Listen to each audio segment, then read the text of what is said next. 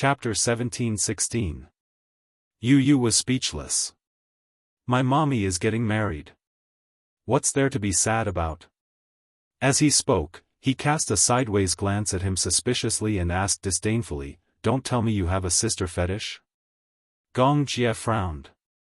Although his Mandarin was good, he had been abroad for many years and could not understand some of the more obscure terms.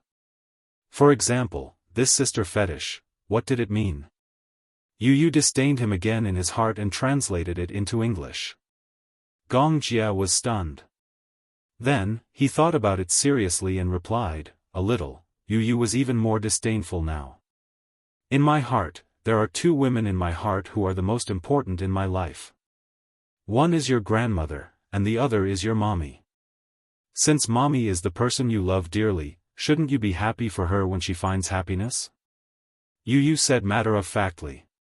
Gong Jie was a little disappointed. Will she find happiness? You can't make the decision on this. Similarly, I can't make the decision either. But I think mommy has thought it through carefully before she makes a decision. So, I trust her decision. Yu suddenly sighed and patted Gong Jie's shoulder like an old man. He seemed to empathize with Gong Jie's disappointment. Actually, mommy and daddy are about to get engaged. My feelings are very complicated too. So, I can understand why you feel that way.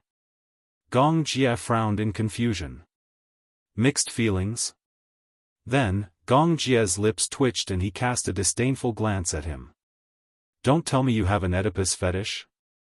Yu frowned. Mommy is my baby. She is the most precious treasure in the world. In the back seat of the car, a sister fetish and a mommy's boy looked at each other and sighed. They pitifully licked each other's wounds. Yu opened his heart and complained quietly, "Mommy and I have depended on each other since I was born. No matter how hard the days are, as long as I can be by mommy's side, I'm not afraid of anything." Gong Jie felt the same way. Ever since I was born, my sister and I depended on each other. No matter how hard the days are, as long as I can be by her side, I have no fear. Yu's eyes suddenly turned fierce. But I didn't expect a man to appear out of nowhere.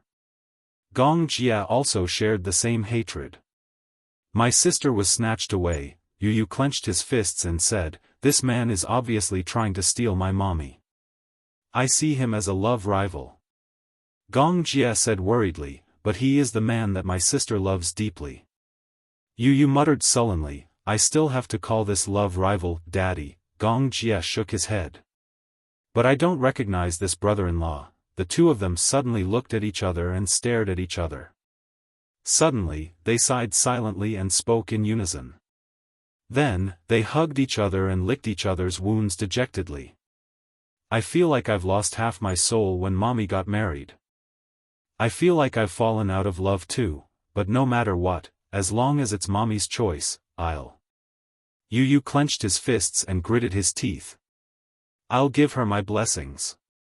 However, his eyes were like that of a wounded animal. Gong Jie looked at him. Yu, should I go to your mommy's engagement party?"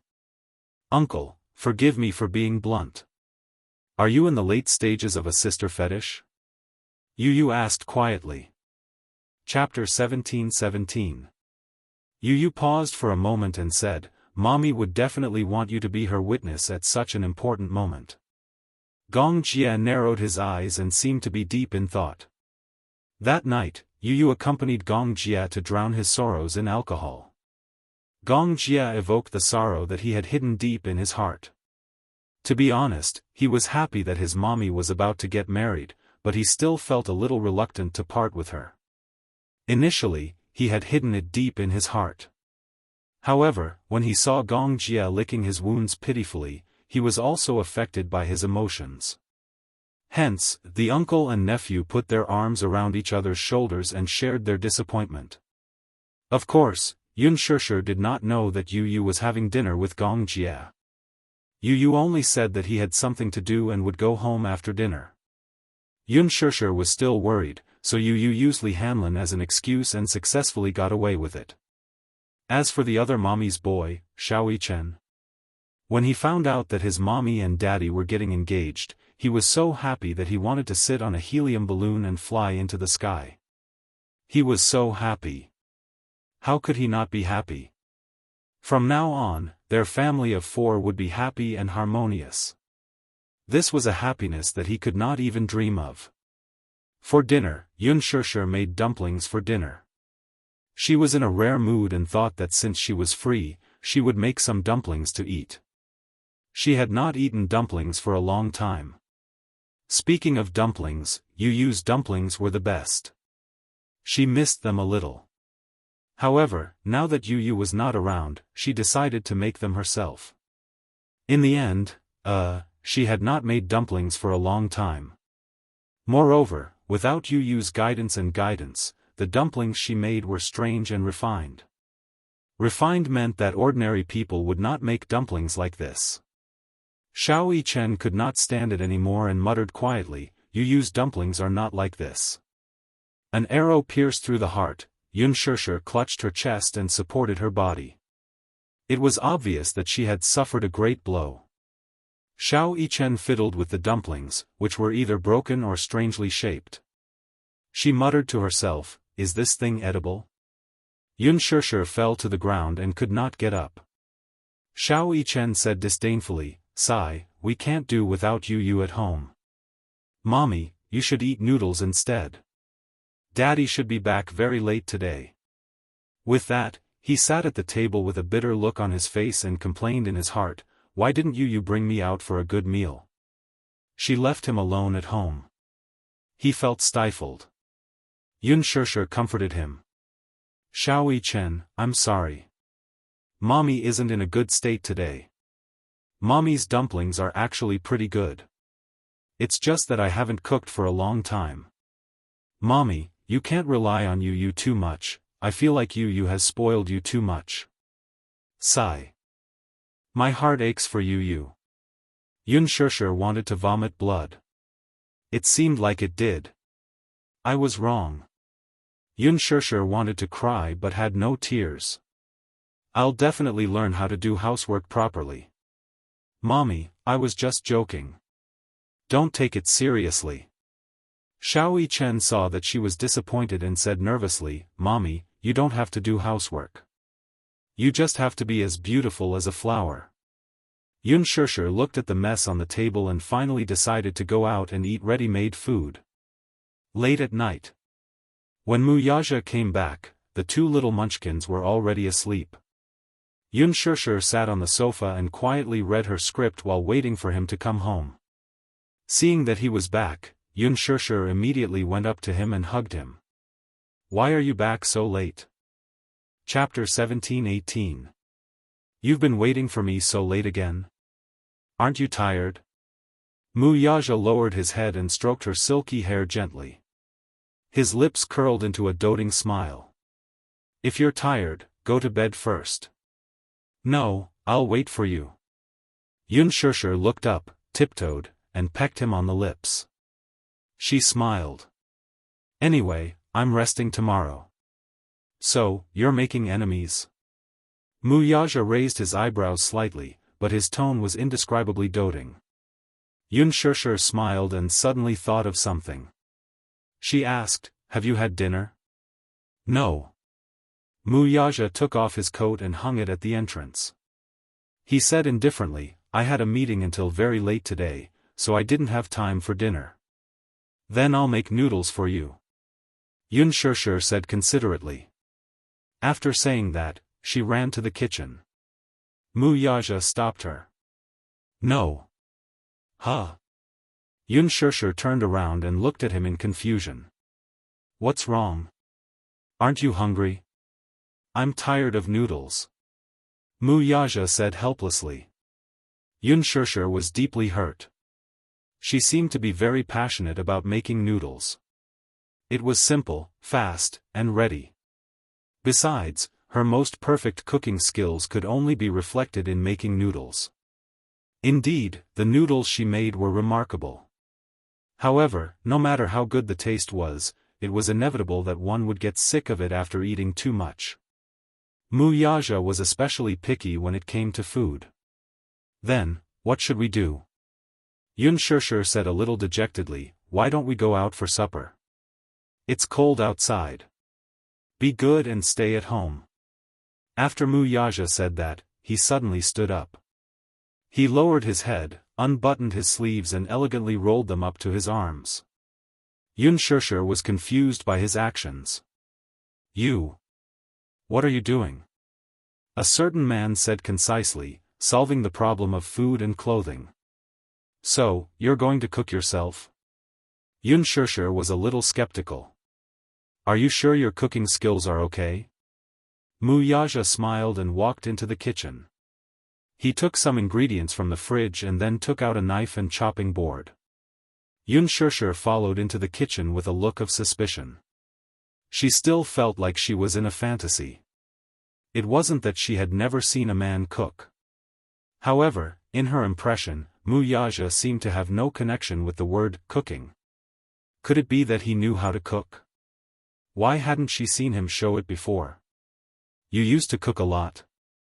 No, occasionally. Mu Yaja cut the onions into rings and washed the ingredients. In the past, he might not be willing to cook by himself, but today, he was in a good mood. After a night of meetings, the board of directors finally passed a case with a unanimous vote.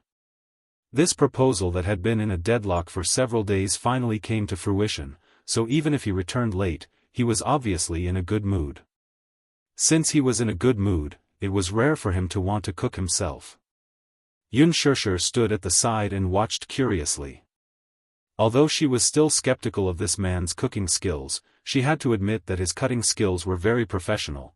Could it be that he had practiced before? Or was he just deliberately mystifying things? Unspoken stood at the side and watched silently. Why did she feel that a well-dressed man in a clean, snow-white shirt and slim-fit trousers standing in the kitchen with a knife in his hand looked out of place no matter how she looked at him? She muttered, "Do you really know how to cook?" Mu Yaja said, "A little." Chapter 17-19. When he was studying abroad, he had a meal class. During the class, he would be taught some simple Western dishes. He had only learned how to make cheese-baked rice. Of course, as a rich young master of the Mu family, he rarely cooked for himself.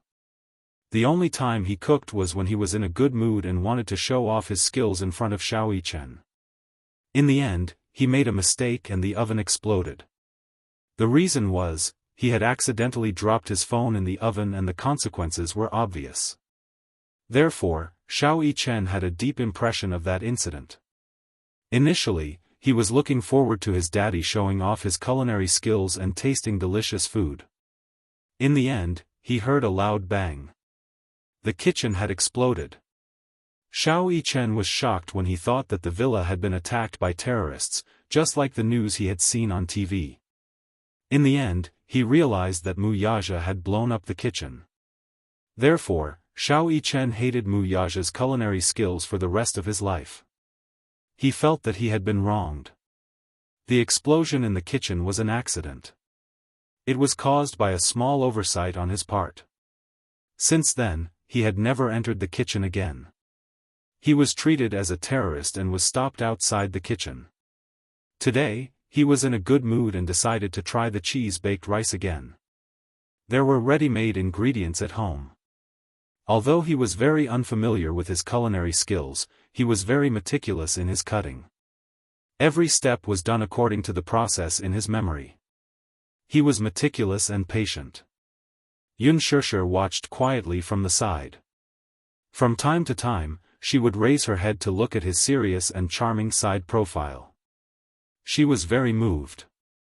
No wonder people said that men who cooked were the most elegant. At that moment, Mu Yaja was dressed in a shirt and was well-groomed. However, he held the ingredients in one hand and the knife in the other. He lowered his head and carefully cut the onion rings along the cross-section. His long and thick eyelashes drooped down and covered his eyes, leaving a row of deep shadows. His thin lips were tightly pursed. He seemed to be very careful, afraid that he would miss anything. Unspoken suddenly thought of something. She took an apron from the side and put it on for him. Wuxia lowered his head to take a look and frowned slightly. She actually made him wear such a cute apron. The apron was printed with a pink cartoon picture of a cute rabbit with long ears. It looked weird on him no matter how he looked at it. It didn't match his handsome appearance at all. Xianxia sized him up and covered her mouth as she snickered. You did it on purpose. Wuxia raised his eyebrows. He was clearly unhappy with her teasing. However, this displeasure disappeared in the blink of an eye along with the doting smile in his eyes. It's fun. You look really cute in this dress. Wuxia didn't know whether to laugh or cry. In all his life, no one had ever used the word cute to describe him. Don't mess around. Xianxia pouted and replied with an oh. Sure enough, she obediently sat at the side and did not say anything more. Still, she could not help but snicker when she sneaked a peek at the apron he was wearing. Wuxia couldn't do anything about it and let her go. However, he didn't take off the apron on him. He put the rice into the oven and set the mode. Next, he had to wait for a while. Xianxia suddenly hugged him from behind. Chapter 17:20. I feel like I'm in a dream. Xianxia sighed. Wuxia turned around and cupped her rosy cheeks. He asked playfully, why do you say that? Do you know how mesmerizing you are when you're cooking? She buried her little face in his chest, raised her eyes, and blinked at him. On her delicate face, there was a sweet smile. The generous praise fell into his ears, and he naturally enjoyed it to the extreme. Mesmerizing? Wuxia's lips curled into a smile. Xianxia suddenly thought of something and took his hand to the bedroom. On the bed was the suit she had personally picked out for him at the department store. She held the handbag in front of him and instructed, try it on. I bought it for you. See how it looks on you? She paused for a moment and said proudly, I just got paid. Half of it was spent on this suit. Wuxia knew very well that the salary she was talking about was the remuneration from the movie and the endorsement fees from the advertisements. He couldn't help but laugh. This silly woman. Armani's custom-made suits were usually very expensive. Most of his suits were custom-made and were more particular than the suits in the department store. Usually, the suits in the department store wouldn't catch his eye. However, since she had personally picked it out, it was a different story. As long as she picked it out, he would like it. The suit was a complete set with a shirt, trousers, and tie. Wuxia changed into it. Surprisingly, her taste was quite accurate. The suit fit well and was neither too big nor too small. He bent down and elegantly tidied up his sleeves. Xianxia immediately went up to him and carefully tidied him up. From the tie to the sleeves to the diamond brooch on his chest, she was very careful and very serious. It's done. Xianxia looked up and took a few steps back. She looked at him with her hands behind her back. The more she looked, the more she liked him. She couldn't help but praise herself. My taste is really good. You look really good in this. Wuxia raised his eyebrows and walked up to the mirror. He looked at himself in satisfaction. Speaking of which, this suit was probably the first piece of clothing she had ever bought for him. When he wore it, it fit him perfectly and made him look extremely elegant.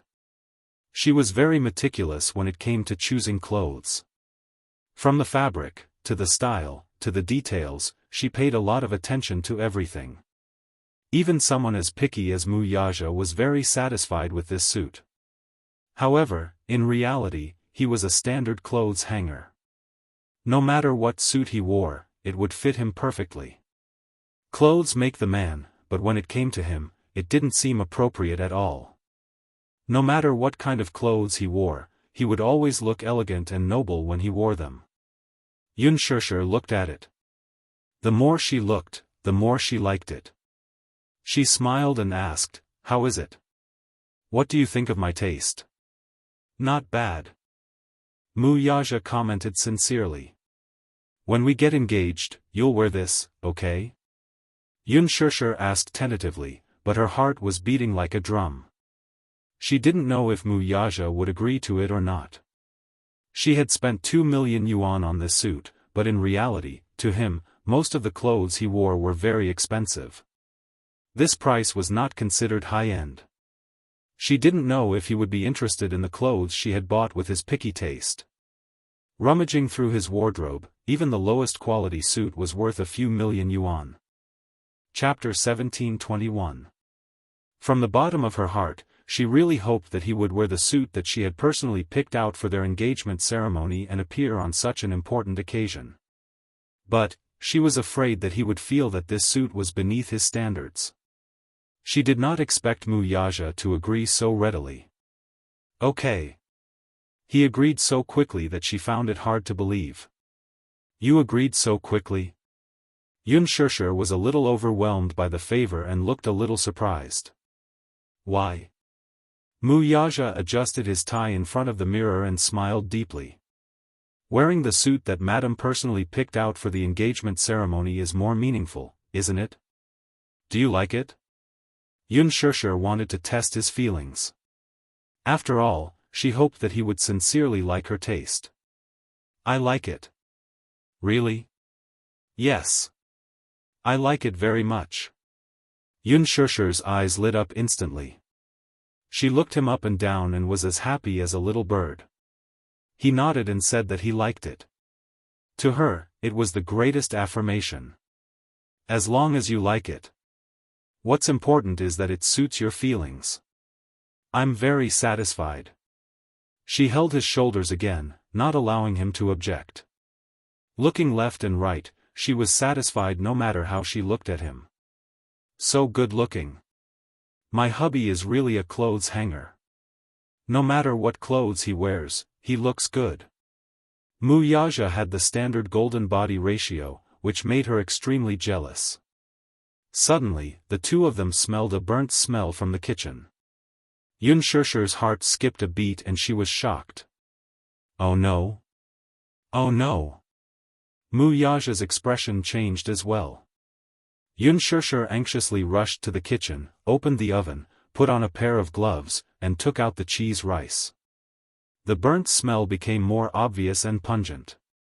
She frowned, only to see that the cheese rice was burnt.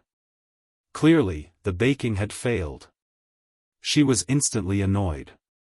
Wuxia walked into the kitchen and also smelled the burnt smell. He frowned suddenly. It's burnt? Unspoken held her forehead in frustration and nodded. Wuxia glanced at it. The baking time had exceeded and the rice was already burnt. The two of them looked at each other. A question suddenly popped up in Unspoken's mind: who did you inherit her cooking genes from? A good cheesy rice was actually burnt by them. It looked like the two of them did not have the talent to cook. You must have gone through a genetic mutation. What should we do? Wuxia asked. Unspoken was confused. Why was she blaming her? It was obvious that he wasn't attentive and forgot the time. If you weren't in such a hurry to get me to try on the suit, things wouldn't have turned out this way. When he said that, Unspoken realized her sin. She immediately lowered her head guiltily, like a child who had made a mistake. She stood there helplessly, obviously feeling very guilty. I didn't do it on purpose. She was so focused on the suit, admiring it with satisfaction that she forgot that there was still something roasting in the oven in the kitchen. Wuxia couldn't help but blame her. Little rascal, it's all your fault. Tell me, you ruined my supper. How are you going to make it up to me? Unspoken felt even more guilty. She couldn't help feeling guilty when she thought about how he had been in meetings for so long and how his supper was ruined because of her. Chapter 1722. Wuxia chuckled inwardly at her guilty expression. He inched closer to her, grabbed her chin, and whispered, "What should I do? Have you thought of how to make it up to me?" His warm breath brushed against her cheeks without any restraint, and her little face was so hot that it was as if blood was about to drip from it. There seemed to be an indescribable aura of a tiger eyeing its prey from his body. He was like a lion that had locked onto its prey, forcing her into a corner and controlling this narrow space, causing her to feel even more inexplicably flustered. Unspoken carefully looked up and sized up his expression.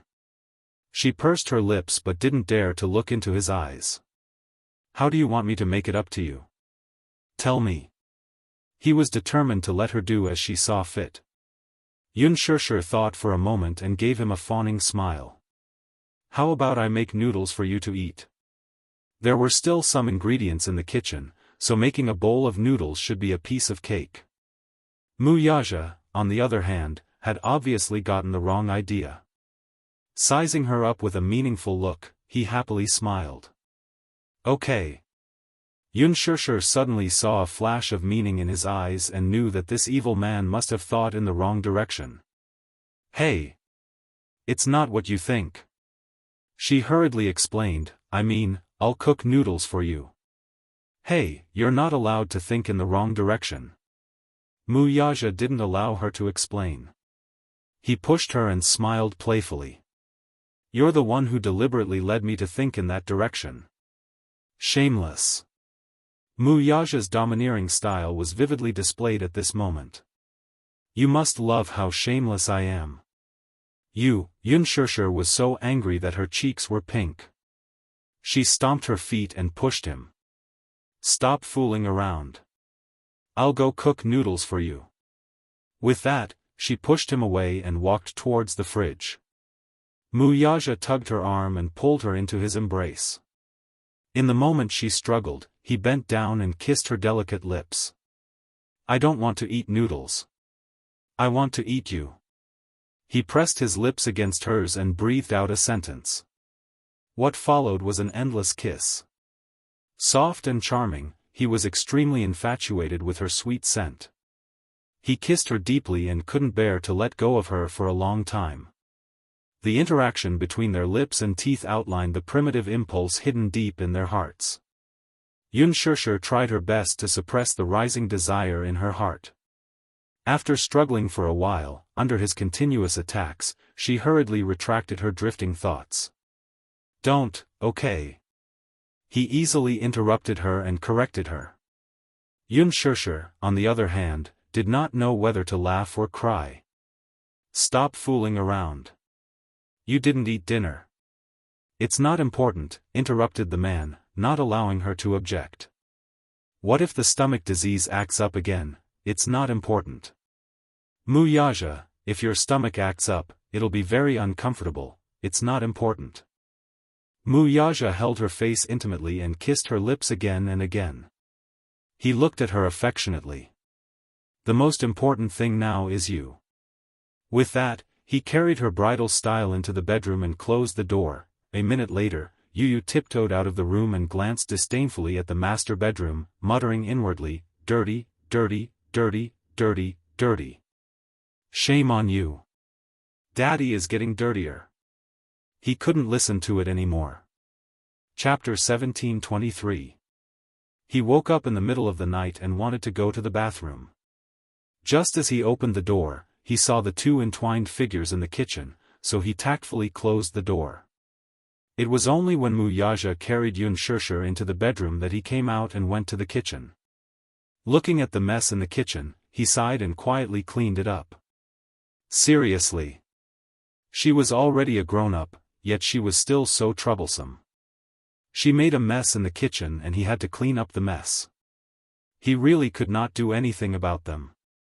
Despite his disdain, Yu still cleaned up the kitchen. In the end, he resisted the urge to eavesdrop. He came out of the bathroom, went to the bedroom, and went to bed.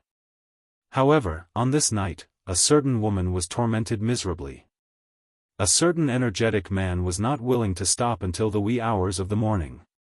She was so tormented that her toes were trembling when she got out of bed. In the end, she was still shamefully dependent on him. He carried her to the bathroom and cleaned her up.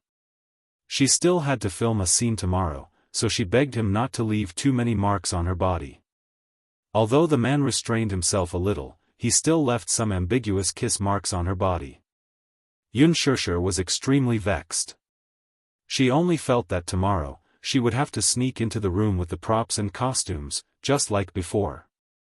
Ever since that day when Mu Yaja brought Yu back to the Mu family and officially announced his identity, the Mu family was in an uproar. There was a lot of discussion about Mu Yaja's actions, especially after he announced that Yun Tianyu would be the future successor of the Mu group and that he would focus on grooming him. This caused a lot of panic and uproar among the Mus. The bloodshed hidden in the dark was already ready to make a move. Mu Yaja was very strict about protecting Yu. Even after announcing his identity, he tried his best to prevent him from being exposed in front of the media. Hence, he did not hold a press conference to protect him. Still, this matter quickly spread to the Song family. Song Enya was even more incredulous when she learned about it. What? Brother Mu actually wants to make that illegitimate child the heir? Then, wouldn't that allow Xianxia's scheme to succeed? In Song Enya's eyes, Xianxia was an extremely scheming woman. On the surface, she looked innocent and harmless, like a pure and innocent little bunny.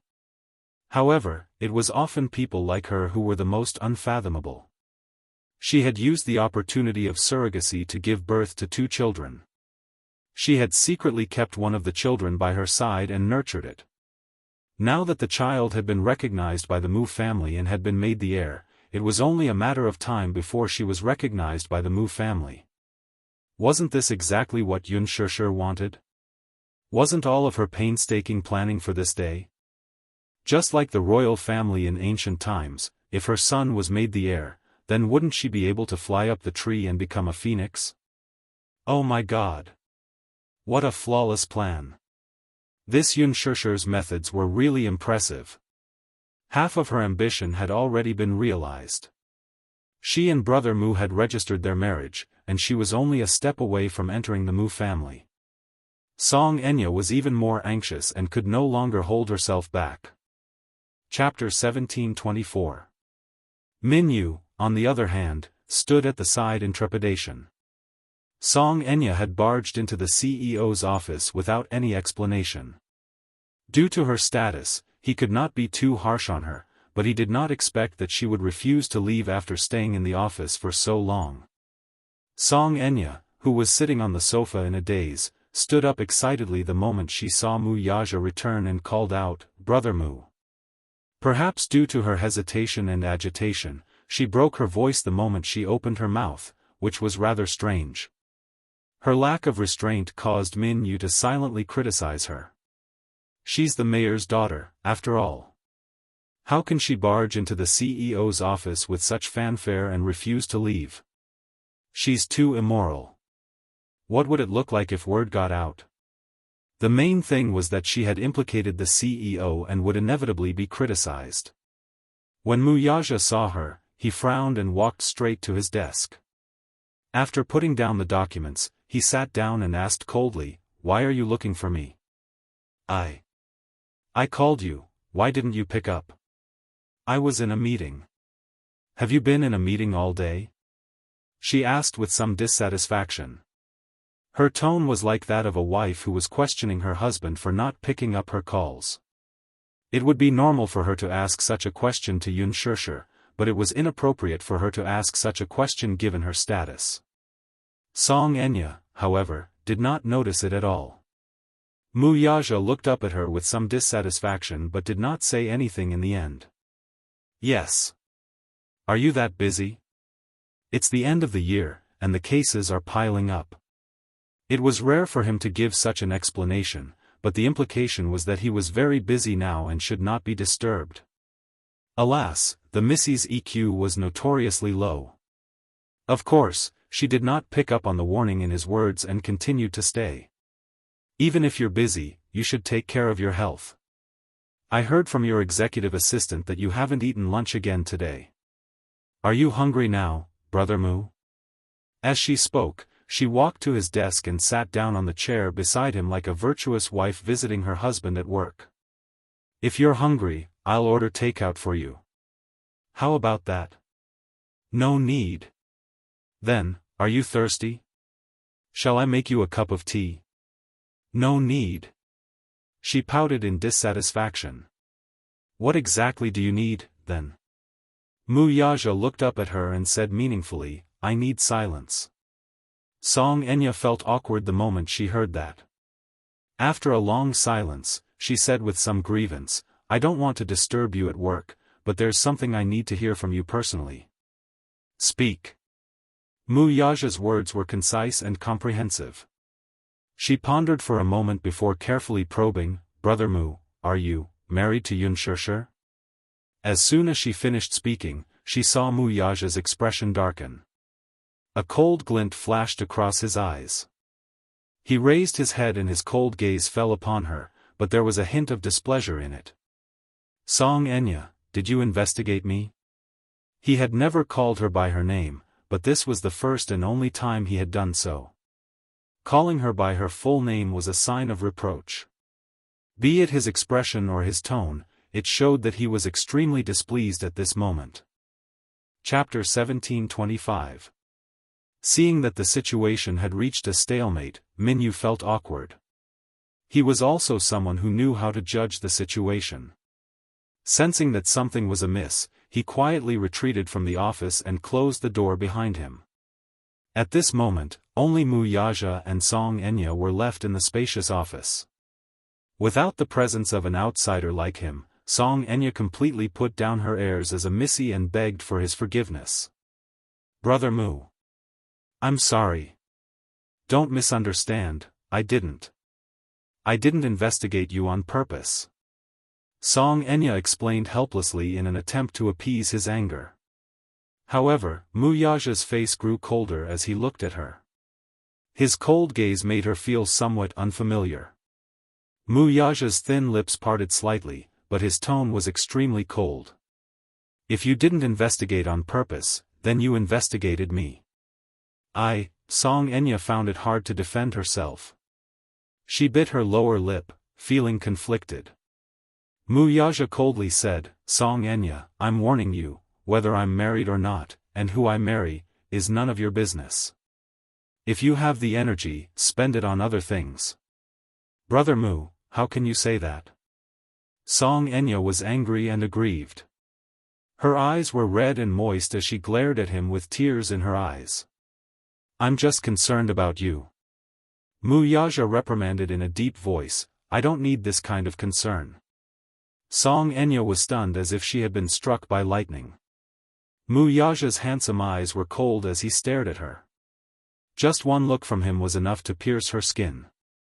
His thin lips moved slightly, but his voice was as cold as winter snow. It could freeze one's blood in an instant. Have I been too doting on you all this time? Is that why you're so arrogant that you don't care about propriety when you do things? I might be confused because of my concern, but Brother Mu, what bad intentions can I have toward you? You didn't even tell me that you're married. You didn't even give me a chance to give you my blessings. Will you give me your blessings if I tell you? Mu Yaja did not believe her words. Those were just excuses. How could he not know what she was thinking about him? Ever since that incident, he had distanced himself from her. Whether it was her calls or texts, he ignored them and pretended not to see them. Song Enya had come to the Mu group several times to look for him, but she had either failed to find him or was sent away by his assistant. He deliberately distanced himself from her because, first, even though he had always doted on Song Enya and treated her as his biological sister, no matter how close their relationship was, he would not let anyone who hurt Yunshishi get off lightly. Secondly, Yunshishi did not like Song Enya. Even if she did not say it, she did not mind. However, in consideration of his feelings, Mu Yaja was much colder to her. Even when Song Enya took the initiative to contact him, he treated her indifferently. Furthermore, after that incident, he was very disappointed in Song Enya and had a lot of dissatisfaction toward her. Still, he did not take any measures for the sake of the Song family's reputation, but that did not mean that he could let bygones be bygones. She carefully observed his expression and probed, Brother Mu, are you really going to marry that woman? Chapter 1726. She stared at him blankly, feeling that the Mu Yaja in front of her was a stranger no matter how she looked at him. In the past, he would not be so strict with her and even say such harsh words to her. She furrowed her brows sadly, her red lips trembling as if she was deliberately suppressing the grievances in her heart. Nevertheless, tears still overflowed from her eyes and flowed down her cheeks uncontrollably. She complained sadly, "Brother Mu, you've changed." Mu Yaja's eyes were cold as she broke down and cried, "In the past, you've never been so fierce to me, nor have you been so cold and indifferent to me. You clearly doted on me so much, but now, because of that Yunshirsher, you're not only fierce to me, but you're also distancing yourself from me and treating me coldly. How can you do this?" She raised her head abruptly and looked at him with teary eyes. "Brother Mu, it's all because of her. If that woman hadn't appeared and snatched away the love that should have belonged to me, you wouldn't have treated me like this. You clearly doted on me the most. But now? Now, it was as if he had been bewitched by that Yunshirsher. He ignored her and even treated her so coldly. It was so unfair." Mu Yaja frowned slightly. Yunshirsher snatched away the love that should have belonged to her? Mu Yaja sneered at her words. Who did she think she was? Yunshirsher was his legal wife, so it was his duty to dote on her, love her, dote on her, and be considerate of her. It was also his responsibility as a man. Moreover, he was happy to dote on his wife, and protect her in the palm of his hand. As for her? To him, she was nothing. What did she mean by Yunshirsher snatching away the love that should have belonged to her? It was ridiculous. He did not know why she would have such a ridiculous idea. Song Enya, it's time for you to stop being so self-righteous. Mu Yaja paused for a moment before continuing. Also, don't come to the office to look for me in the future.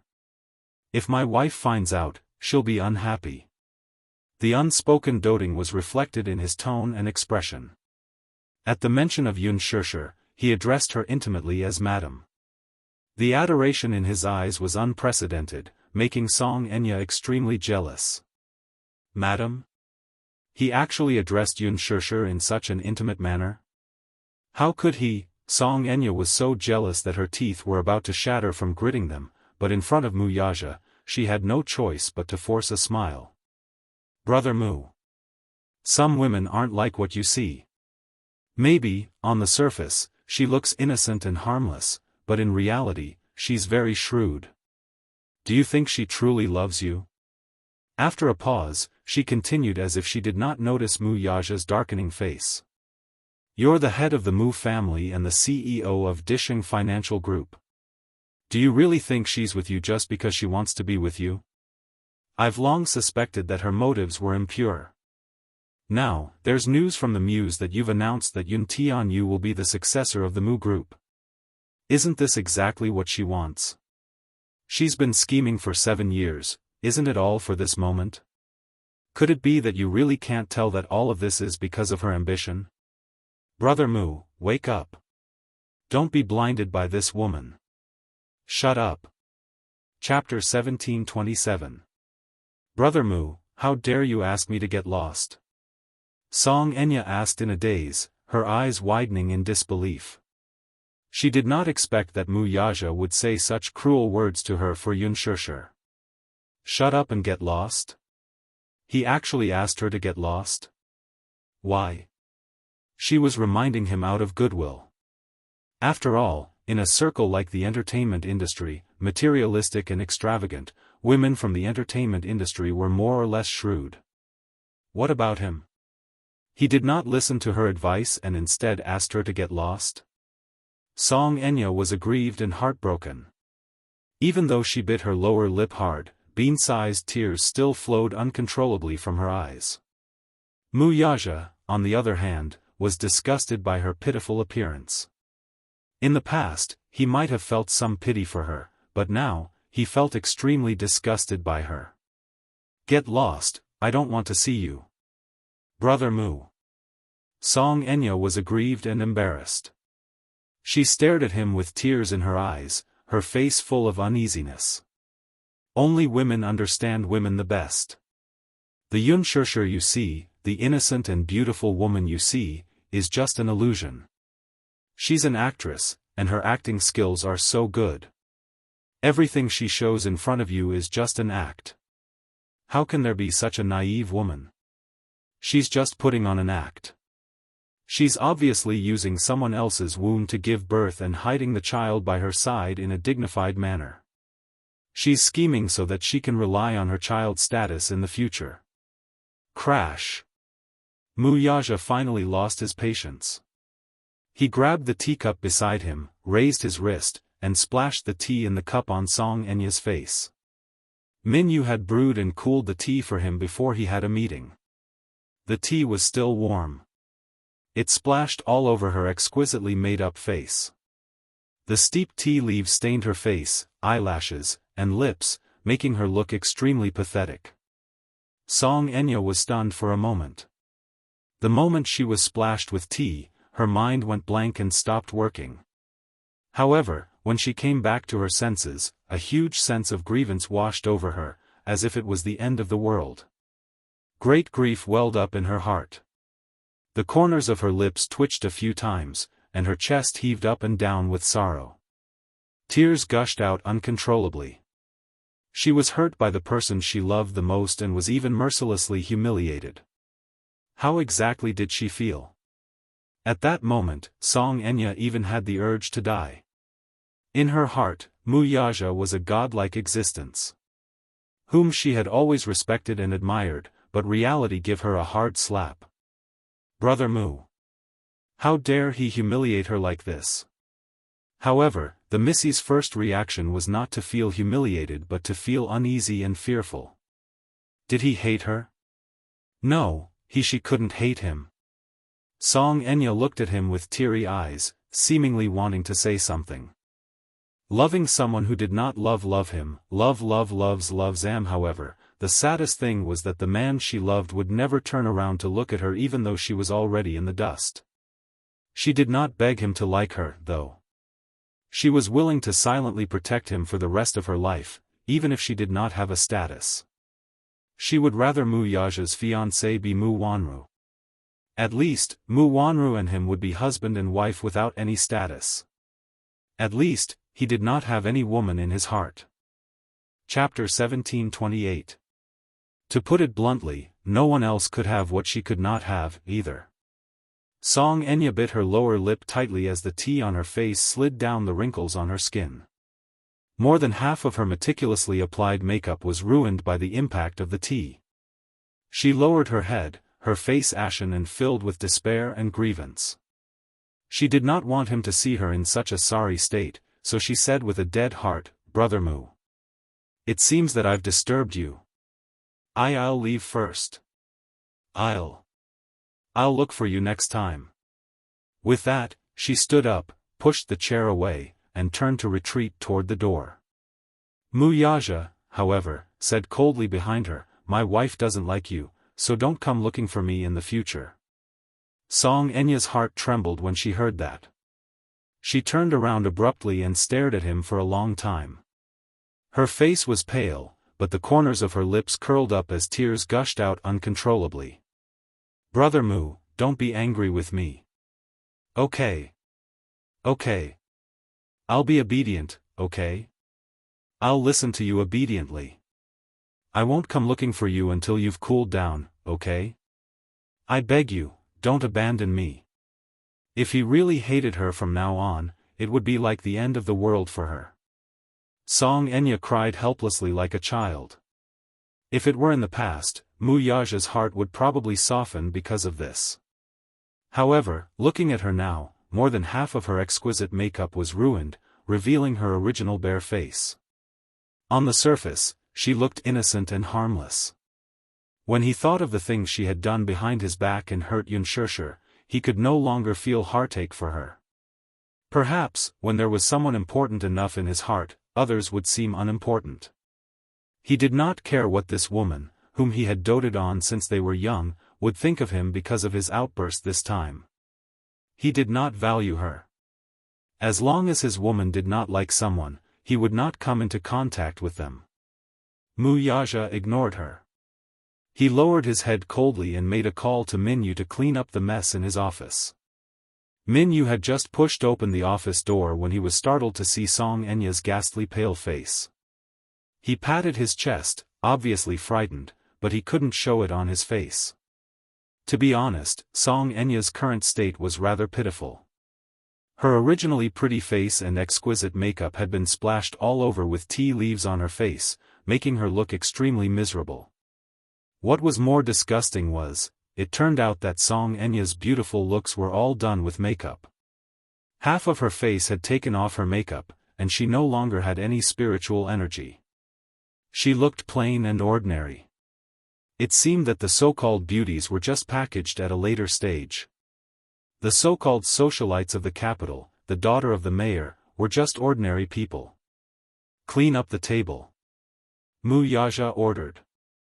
After that, he stood up, picked up the document, and walked to the door. Minyu stood to the side obediently and made way for him. When they reached the door, the Missy's lips trembled slightly as she tentatively reached out to grab his sleeve.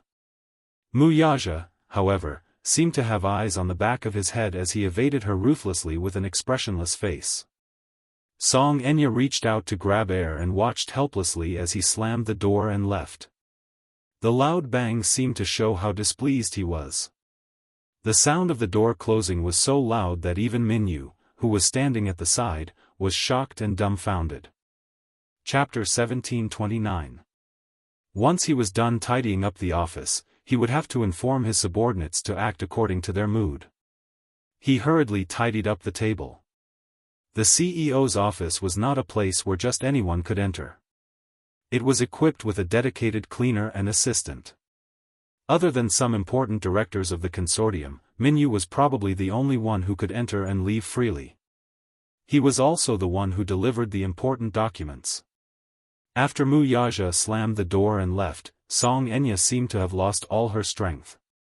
She slowly fell to the floor and sobbed sadly. After he was done tidying up the table, he turned around and saw her sitting helplessly on the floor, covering her face and crying sadly.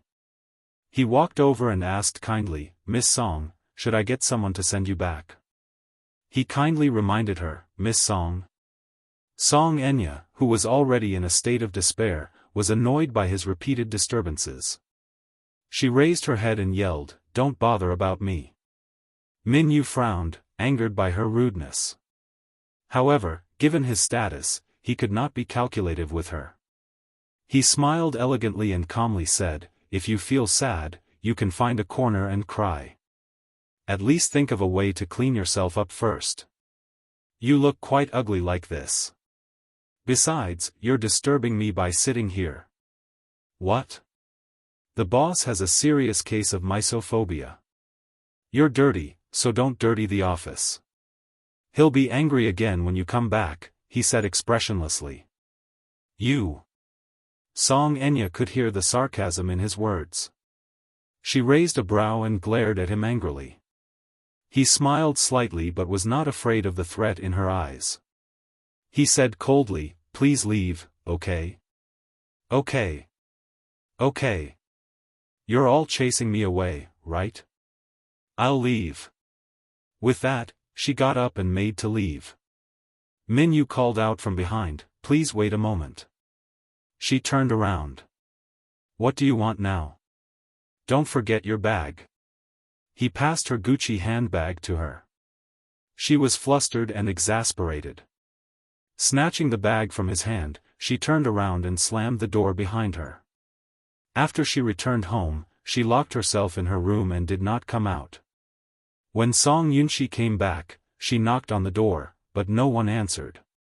He didn't know what had happened today, but he vaguely sensed that his sister was in a bad mood. It was more or less related to Uncle Mu. However, he was exhausted from dealing with this matter. This younger sister of his was all right in other aspects, but her temper was especially stubborn. Once she set her mind on something, she would insist until her head bled and she would not change her mind. It was also that night that she decided to take a risk. Since she could not get Brother Mu, she would not hesitate to resort to some despicable means. Of course, this was all in the future. News of Mu Yaja's marriage soon reached Mu Linfeng's ears. Mu Linfeng had a wide network of connections in both the underworld and the underworld. Hence, his nephew's marriage could not be kept a secret from him for long. When he found out that Mu Yaja had registered his marriage with Xianxia without telling the rest of the Mus, he was furious. What did it mean to register their marriage? It meant that they were officially legally married. Chapter 1730. He went straight to the point without beating around the bush. I heard that you've registered your marriage with that woman. You should have at least informed me of such a huge matter. He had long expected his uncle to find out about this matter so quickly. He questioned him furiously the moment he called. Mu Yaja laughed instead. Second uncle, why should I inform you in advance? Who I marry is my private matter. I don't have to report to you about what I should do I? Besides, we're registering our marriage, not holding a wedding. There's no need to make such a big fuss about it. So, you're saying that you've registered your marriage with that woman? You should have reported it to me. Mu Linfeng was infuriated by his nonchalant tone and felt that he had been greatly neglected. Do you think you'll agree to this if I report it to you? You're against it anyway, so there's no need for me to inform you. Mu Yaja paused for a moment before continuing in a low voice. Also, second uncle, that woman you're talking about is now my legitimate wife. She has her own name. As a form of respect, I think it's inappropriate for you to call her that. Mu Linfeng was so angry that he laughed when he heard that. He sneered. She's just a despicable woman who popped out of nowhere. She's not worthy of my respect. Mu Yaja's lips curled into a smile. He had already expected his uncle's attitude, so he wasn't angry at all. Xianxia was his wife. He didn't care what others thought of her. She was the woman he had set his mind on, and that was enough. Besides, his marriage was his business. Who had the right to tell him what to do? Yaja, you've gone overboard on this point. Is it appropriate for you to register your marriage without saying a word? What will people say about you if this spreads to the Mu family? Mu Linfeng paused for a moment before ordering, take advantage of the fact that this matter hasn't spread to the public yet to dissolve your marriage. When the time comes, I'll use some means to suppress this matter and pretend that it never happened. Do you understand? Annul the marriage? Mu Yaja suddenly laughed, but his voice was cold. Second uncle, when have I ever gone back on my words? Since I'm married to her, there's no such thing as divorce. Don't mention this matter again. I've made up my mind.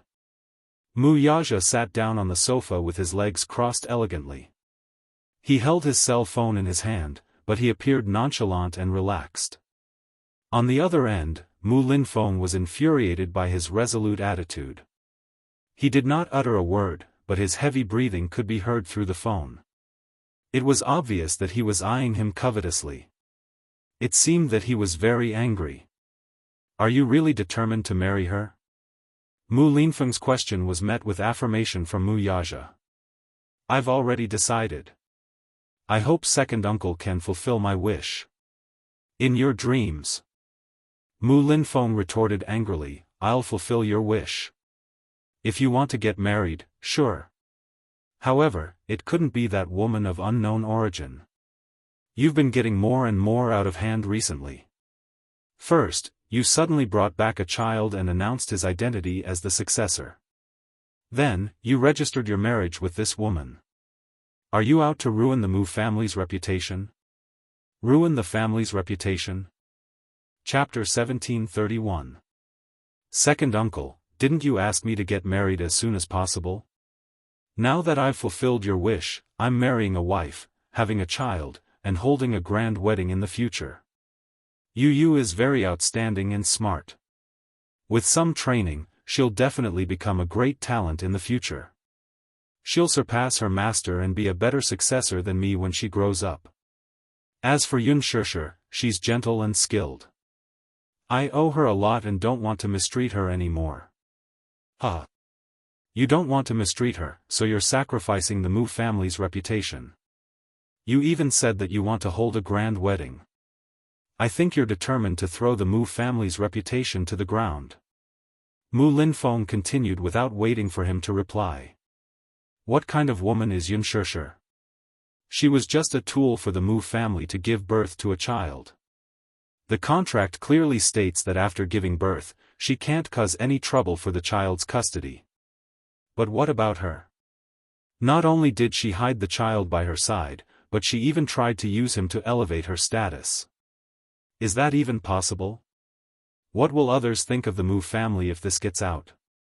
The Mu family's reputation can't be ruined in this woman's hands. If the public finds out that the young madam of the Mu family was just a surrogate mother back then. Mu Yaja did not say a word. Clearly, he did not agree with his words. Mu Linfeng restrained his anger and tried to persuade him. If you really want to get married, I'm naturally happy to see it happen. You're not young anymore. If you want to get married, find a woman of equal status. Not only can you give the Mu family an explanation, but you'll also have a strong wife who can help you in your career.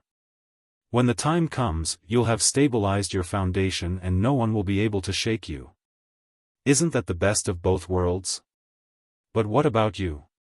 You stubbornly married a commoner with no background, and this woman even gave birth to a child.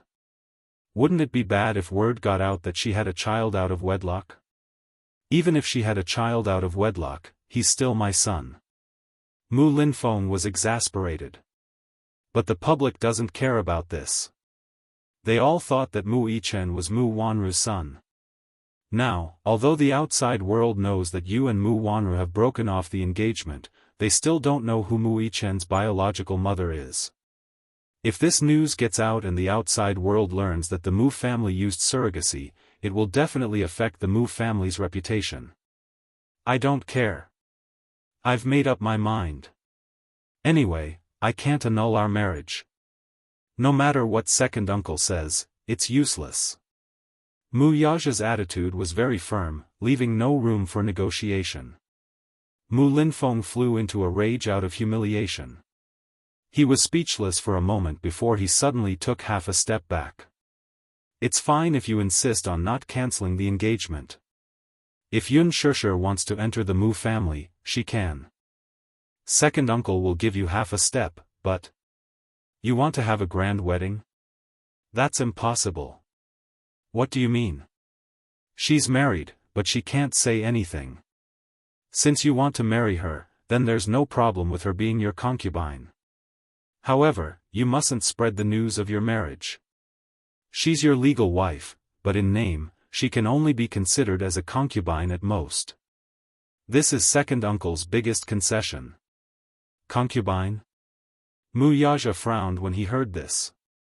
However, he was not surprised by Mu Linfeng's suggestion. It was just like his style. In the wealthy, a concubine represented a concubine.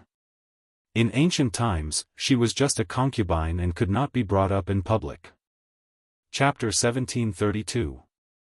In a wealthy family like the Mu family, Mu Sheng could only marry a few concubines. Without a grand wedding, a concubine's status was so low that she could not even enter the family tree. If she worked hard enough and gave birth to outstanding children, she could enter the family tree. However, as a concubine, she could not see the light of day or let the outside world know about it. Mu Lianjue's mother was one of them. In other words, if Yun Shishir were to become a concubine, she would have no status in the Mu family. In Mu Linfeng's heart, giving her the position of a concubine was already a favor for her.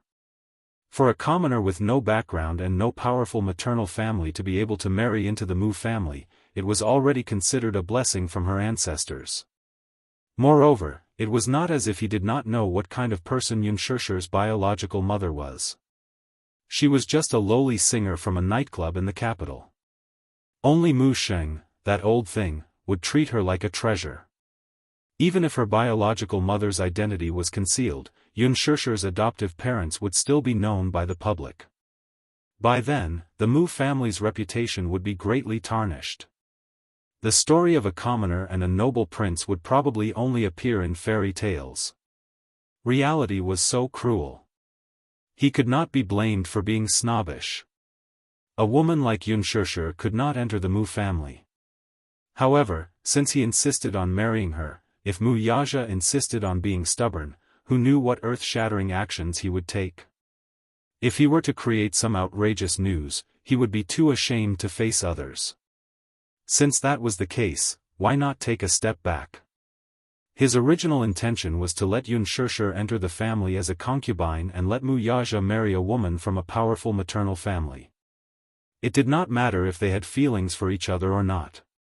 As for her family background, he was not that strict. After all, in such a big city like the capital, there were only a handful of people who were qualified to be chosen from among the tens of thousands who were on the same level as the Mu family. As long as she had a comparable background, had a decent family background, and had a gentle and outstanding personality, she would be qualified to be the Mu family's young mistress.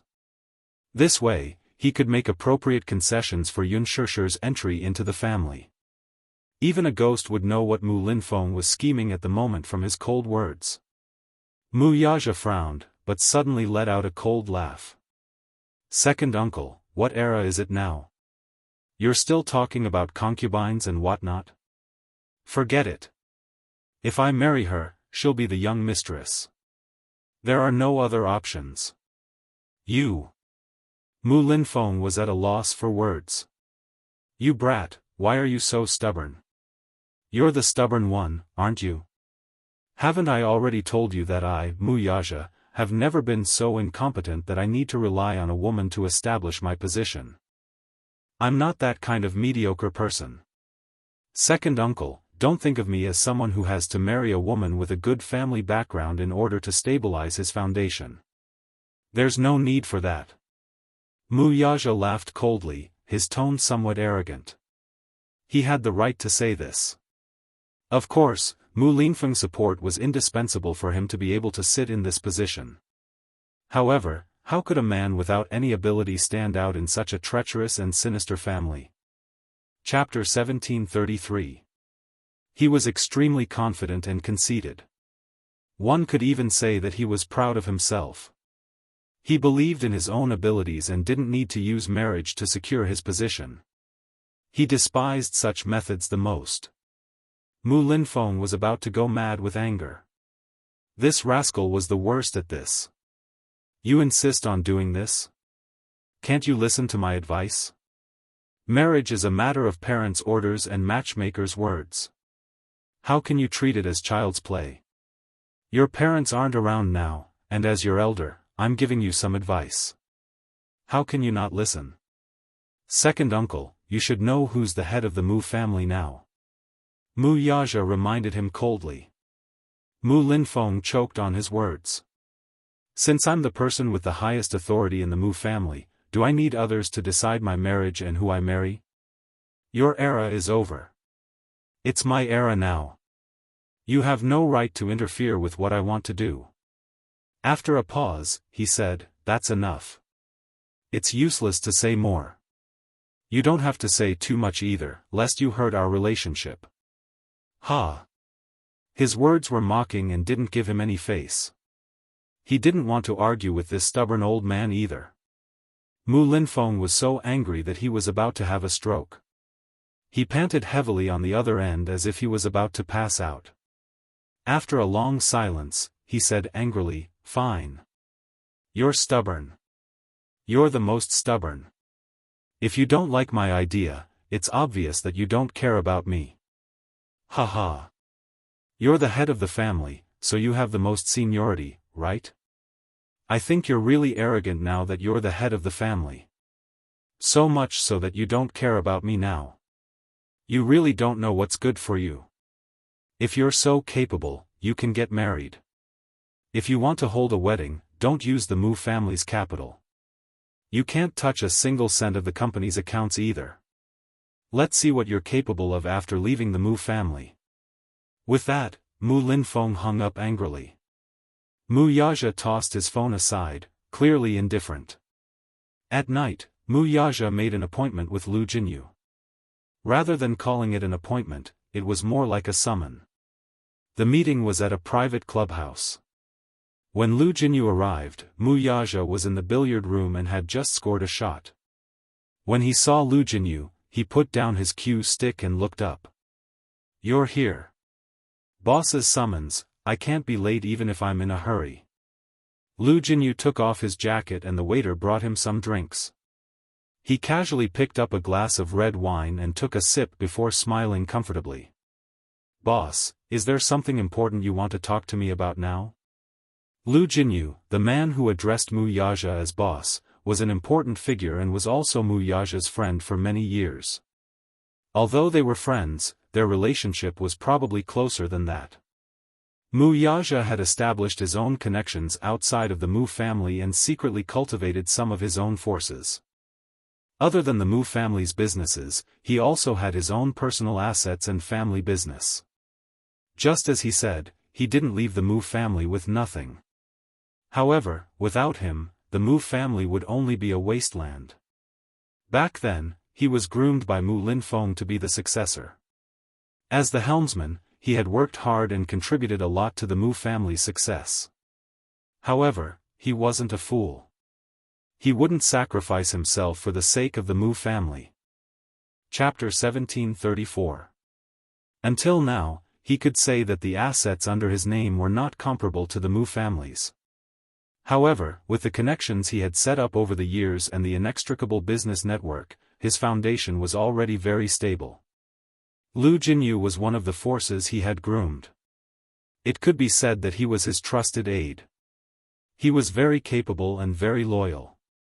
That was a friendship forged from years of fighting together. This time, he had asked Lu Jinyu to come over to prepare for the wedding. Since he had said it well, he had to do it well too. Since Mu Linfeng had said that it was fine to hold the wedding.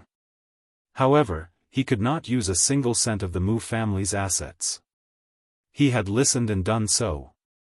Mu Yaja smiled. "Can't I drink with you for no reason?" "I'm really flattered to hear you say that, boss," Lu Jinyu said with a smile. He put down the wine glass, picked up the cue stick, and stood in front of the table to observe the situation. There was a sharp look in his eyes. Lu Jinyu, 25 years old, was tall and straight. He came from an aristocratic family and was good-looking. When he stood next to Mu Yaja, be it in terms of aura or poise, they could be considered to be on par. Although he was young, he looked gentle and refined. When he smiled, it was as if he was bathing in the spring breeze. He looked like a modest gentleman. However, in reality, his methods were very ruthless. He was the classic character of a smiling tiger. He was absolutely reliable and never failed to get things done. Mu Yaja sat on the sofa and looked at Lu Jinyu, who was standing by the table. He crouched down and played a ball. Suddenly, he said in a deep voice, "I'm getting married." Cough. When Lu Jinyu heard that, the cue stick tilted, and the ball suddenly deviated from its course and hit the edge of the table. He turned around in surprise, clearly feeling that this news was too sudden. "Boss, I'm not prepared for this at all." "You're getting married?" "Yes." Ouch, Lu Jinyu slapped his forehead and said in a daze, "It's too sudden. It's too sudden. I'm not prepared for it at all." Mu Yaja laughed inwardly. "I'm getting married. Why do you need to be prepared?" "Because I thought that you wouldn't have any thoughts of getting married and having children within the next 10 years. Lu Jinyu answered truthfully. Then, he asked curiously, "But I'm really curious." He wondered which girl was so capable that she was able to capture the heart of an ice block like his boss. "I really admire you, really admire you." In Lu Jinyu's eyes, Mu Yaja was a typical abstinent man. He had never seen any woman by Mu Yaja's side since they met. There were many who flocked to him like a flock of ducks, but none of them caught his eye. He was an ambitious person, and all his heart was placed on expanding his business. He had once silently wondered if there was such a problem with his boss's sexual orientation. He was even a little worried about his own safety. But boss, now that you have a woman, I'm relieved. Lu Jinyu breathed a sigh of relief. Mu Yaja frowned. What do you mean? Nothing. Lu Jinyu hurriedly denied it. He could not let him know that he had once doubted his sexual orientation. Otherwise, what a tragic end. Boss, which girl is she? Why don't you introduce her to me another day? Mu Yaja snorted. There's no need for that. Chapter 1735. His heart was a little hurt. Boss, you're being too petty with your words. As your brother, I'd like to meet my sister-in-law. At the same time, I'd like to see what a magnanimous lady she is to be able to subdue an ice block like you. You'll have plenty of opportunities when the time comes. You'll be able to see her at the engagement ceremony very soon. At the mention of Yunshishi, Mu Yaja's lips could not help but curl into a gentle smile. It was a casual and gentle smile that had never been seen before. Seeing this, Lu Jinyu thought to himself, I didn't expect boss to fall in love one day. As a single dog, he could smell the sour stench of love. He felt like he had been cruelly abused. I've specially asked you to come over for the wedding ceremony to discuss the process. After all, I don't know much about it and wanted to ask for your opinion. Lu Jinyu broke out in a cold sweat. Boss, I don't know either. I've never been married before. I don't even have a girlfriend. After a pause, he suddenly said in a low voice, it's a wedding. According to the rules, first of all, we have to buy a new house as our wedding home and equip it with a more luxurious wedding car. Then, we have to hold a proper wedding ceremony. That's all there is to a wedding. I didn't ask for your opinion in this regard. Mu Yaja was speechless. Lu Jinyu was confused and lost. Then, I want to make the wedding more presentable. Lu Jinyu naturally agreed with this point. Yes.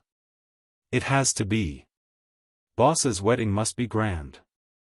There's no doubt about that. Mu Yaja continued, if we want the wedding to be grand, we need to spend some money on it. However, I've thought about it. There's no need to use the Mu family's capital. That was the main consideration he had for this point. He had promised Yunshishi that he would give her a wedding of the century that would attract the attention of the world. Naturally, he had to fulfill this promise. In that case, he would need some capital. Mu Linfeng had said that he could hold a wedding, but he could not use the Mu Group's account or withdraw funds from the consortium. He had quite a large sum of money in the Mu family's account, but he could not use it. After all, Mu Yaja had agreed to Mu Linfeng's request. Since he had spoken, there was no room for negotiation. There was no reason for him to go back on his word. If he said he wouldn't use it, then he wouldn't use it. He had always been a man of his word. Mu Linfeng was waiting to see him make a fool of himself. He thought that without the support of the Mu Yaja definitely did not have the money to hold a sensational and respectable wedding. He was certain that Mu Yaja did not have the ability to conjure up so much money. Unless he wanted to use the funds in Mu Group's account. If that happened, he would become a laughing stock. He had spoken tough words, but his actions were like this. He must have been looked down upon by others. However, what Mu Linfeng didn't know was that Mu Yaja had secretly cultivated a force outside and possessed a chain of assets that couldn't be underestimated. He had plenty of confidence. However, the problem was that his personal funds were already flowing through the industry chain. They were constantly in operation and invested in various projects. If he were to withdraw them all at once, it would hurt his vitality. There was no need to hurt his many years of foundation for a wedding. Hence, he looked for Lu Jinyu to discuss how long it would take for him to withdraw the funds without harming the operation of the funds. Chapter 1736. In this aspect, Lu Jinyu had more experience. Hence, he asked, how much money can you withdraw from my account in a short period of time? Lu Jinyu was stunned for a moment, unable to react. Boss, do you mean, you want to use your own funds to hold the wedding? Yes. Why? Lu Jinyu didn't understand. If they got married, the Mu family had a lot of assets in their account. It wouldn't be a problem to prepare a few 100 million yuan overnight, let alone in a short period of time. Why would he use his own funds? You don't have to question my decision. I have my reasons for doing this. Okay. I understand. Lu Jinyu was silent for a moment. He thought for a while and said, Boss, I've done some calculations. The funds in our account are now operating in various capital chains. The funds in the capital pool are all tied up. We can't withdraw much of the idle funds in a short period of time. It's about tens of millions. Mu Yaja frowned. That's too little. It's not enough. Lu Jinyu sighed. There's no choice. During this period of time, the end of the year is approaching. The funds in the capital pool are very tight. It won't recover in a short period of time. It's already the limit to withdraw this much. Mu Yaja tapped his fingertips on the table and asked, if I want to withdraw 500 million yuan, how long will it take? Lu Jinyu raised his eyebrows in surprise. He then said, at least, after the new year, the funds will recover. A few 100 million yuan won't be a problem. So long? What about the wedding house? Do you need to arrange it yourself? Mu Yaja said in a low voice, didn't you hear me just now? I won't use the Mu family's capital. I have properties under my name now, but they are all the Mu family's capital. If I say I won't use them, I won't use them. As for the wedding house, I'll definitely buy another one and write it in her name. Lu Jinyu pursed his lips. The wedding house isn't the biggest problem. The problem is, boss, how do you want to arrange the wedding? The investment in the wedding can be said to be a bottomless pit. There's no limit to it. Naturally, we'll do it in the best way possible. Mu Yaja paused for a moment and then said, I don't want to delay the wedding for too long. Get it done as soon as possible. As for what you said about the funds only coming back after the new year, that's not a problem. I'm not optimistic about getting married in winter. It would be very appropriate to hold the wedding in spring. Pay more attention to the funding issue for me. Lu Jinyu was suddenly even more curious about what kind of woman Yun Shishir was. He actually made Big Boss think about how to arrange a grand wedding, and even didn't hesitate to transfer funds from the capital pool. This was unprecedented. Boss, when is the engagement ceremony? Mu Yaja smiled and said, the preparations are almost done. I'll invite you then. Okay. Then I'll be looking forward to it. Lu Jinyu sat down at the table. Suddenly, he regained his serious expression and said, but, let's put that aside. Since you've asked to meet me, I'd like to mention something to you. What is it? Mu Yaja's expression also became serious. Then, Lu Jinyu discussed with him the recent problems that had arisen in the company. Lu Jinyu never made decisions on key issues and always followed his advice. 5 years ago, Mu Yaja began to focus on cultivating his own power outside of the Mu group. Chapter 1737. Lu Jinyu could understand his decision very well. As a century-old wealthy family, the Mu family dominated the entire Asian economy. It was not an exaggeration to say that they were one of the top wealthy families. Perhaps there were very few consortiums in the world that could stand shoulder to shoulder with the Mu Corporation. However, Mu Yaja was determined to leave the Mu family and cultivate his own business. Firstly, it was because he was very ambitious. Although the Mu Corporation was deeply rooted, it was difficult for it to develop further because of the constraints. The Mu Corporation had a political background. It could be said that it was the economic heart of the country. If it was involved in the front line, it would cause the entire country's economy to collapse. Therefore, there were many restrictions. Secondly, because it was a family consortium, it involved the interests of many people. The involvement was too deep, and every step was treacherous.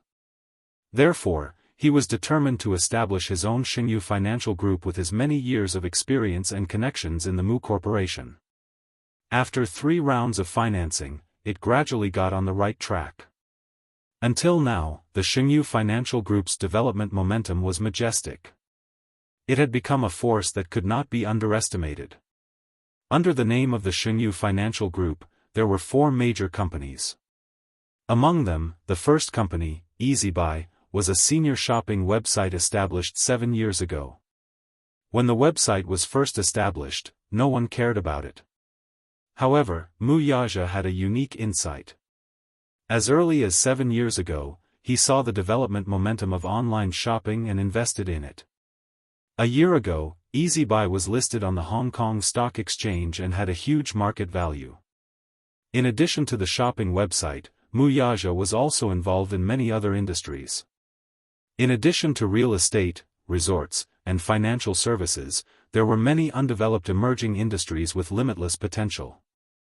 As Mu Yaxia's right-hand man, Lu Jinyu had always been in charge of all the affairs of the Xingyu financial group. If there were any problems in the financial group, he usually did not report to Mu Yaxia.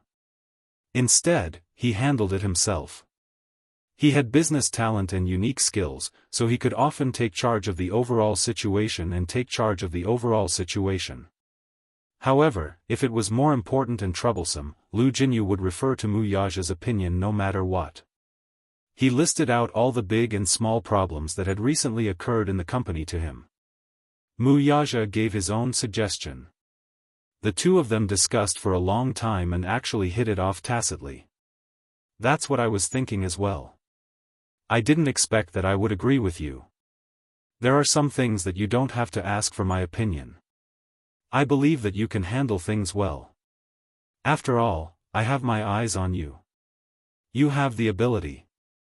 Lu Jinyu smiled and said, "Since we're done talking, shall we practice?" He looked at the billiard table at the side and felt an itch in his heart. It's been a long time since I've sparred with boss. My hands are itching. No. Mu Yaxia raised his wrist and looked at his watch. It's getting late. I should go home. Lu Jinyu frowned. Why? Why are you in such a hurry to go home today? Could it be that sister-in-law is at home and is in a hurry to go back to accompany madam? Mu Yaxia smiled. Noticing the smile on his face, Lu Jinyu suddenly fell into a daze. Mu Yaxia saw his strange expression and raised his eyebrows. What's wrong? Look at your expression. What's on your mind? Nothing. I just feel that boss has changed a little. Lu Jinyu said truthfully. Changed? Mu Yaxia was intrigued. How has it changed? Chapter 1738. It's an indescribable feeling. In the past, Mu Yaxia had exuded a cold aura and a sharpness that only a king could possess. However, once a man fell in love, even his aura would change. Right now, he gave off the feeling that his sharpness had been softened. When he mentioned Yunshishi, the smile on his face was one of warmth and tenderness that he had never shown before. Perhaps, this was the biggest change that love could bring to a man. Boss had changed. However, Lu Jinyu was happy to see such a change. In the past, Mu Yaxia was like an ice block, high and mighty. He didn't seem like a man of the mortal world at all. However, things were different now. His smile was warm and gentle. He was no longer as cold as before, as if he was difficult to get close to. When he smiled, he gave people an inexplicable warmth. He liked such a change. Lu Jinyu suddenly felt as if he had been fed a mouthful of dog food. He howled like a dog and complained aggrievedly, "Boss, why do I feel like I'm being abused by you even though you didn't bring sister-in-law with you?" Mu Yaxia glanced at him coldly and said, "It's time for you to find a girlfriend." "Yeah. I think so too. Boss, why don't you introduce a girlfriend to me?" Lu Jinyu asked shamelessly. He thought that Mu Yaxia would reject him, but unexpectedly, he seemed to be in a particularly good mood today. Instead, he asked him, "What kind of woman do you want?" "Someone like sister-in-law would be good." Mu Yaja's gaze turned cold and he snorted. "Dream on. Huh. You won't be able to find another woman like sister-in-law in the world. Don't even think about it in this lifetime. Of course, don't even think about it in your next life." Lu Jinyu was stunned for a moment before he burst into laughter. "Boss, do you know that there's only one word to describe you in your current state? It's too apt." "What word?" Lu Jinyu raised his brows and smiled. "Wife's slave." Mu Yaja was speechless. Preparations for the engagement were in full swing. Yun Shishir didn't know that Mu Yaja had already started preparing for the engagement. At this moment, she was still on set. There was a night shoot today, so she couldn't go home that night. She had to inform Mu Yaja and the two little munchkins in advance. Night jobs, as the name suggested, were scenes that needed to be filmed at night. Therefore, they could only work at night. What was interesting was that when Gu Xiaoyang found her, his face was actually trembling with fear. His usual high and mighty attitude was nowhere to be seen. He rubbed his hands together, looking very uneasy. It made Yun Shishir nervous. She thought that she had made a mistake. His last question was to ask her if she could stay behind to work the night shift. Yun Shishir didn't know whether to laugh or cry. "Of course, Director Gu." Gu Xiaoyang nodded. "That's great." As he spoke, he did not dare to say anything more to her and hurriedly went to work. Yun Shishir was confused. She thought to herself, Mu Yaja's authority in speaking was indeed not to be underestimated. Now that she was on set, even Lin Ji, who had always been arrogant, did not dare to act rashly toward her. The special treatment made her feel rather embarrassed. Chapter 1739. During this period, Yun Shishir's scenes had been filmed first. These days, her scenes were mostly with Lin Ji and some other supporting roles. Hence, her time with Hua Jin had been staggered. When Hua Jin saw that she had stayed behind to work the night shift, he was also a little surprised. "Shishir, I haven't seen you in a long time. You've been so busy recently." Hua Jin's closeness made Yun Shishir roll her eyes in her heart. All right. Under her special privileges, Hua Jin was probably the only exception. She didn't know if he didn't know or if he just didn't care. Even though everyone in the crew avoided Yun Shishir, he was the only one who wanted to stick to her all the time. No matter how much Yun Shishir tried to chase him away, it was useless. However, after interacting with him for a period of time, she realized that Hua Jin didn't seem to have any ill intentions towards her. The prank he had played on her that day was at most a joke. In the past, when someone in the crew bullied her and rolled their eyes at her, Hua Jin would silently watch and make things difficult for them behind their backs. Although Yun Shishir didn't know whether to laugh or cry, she knew that Hua Jin really didn't have any ill intentions towards her. It was just that, she really couldn't understand why Hua Jin liked to stick to her. Aside from the way he fawned over her, he also took good care of her on set because of his status. Over time, Yun Shishir also let down her guard against him. "Hua Jin, stay away from me. I'm memorizing the script." "You're always memorizing the script.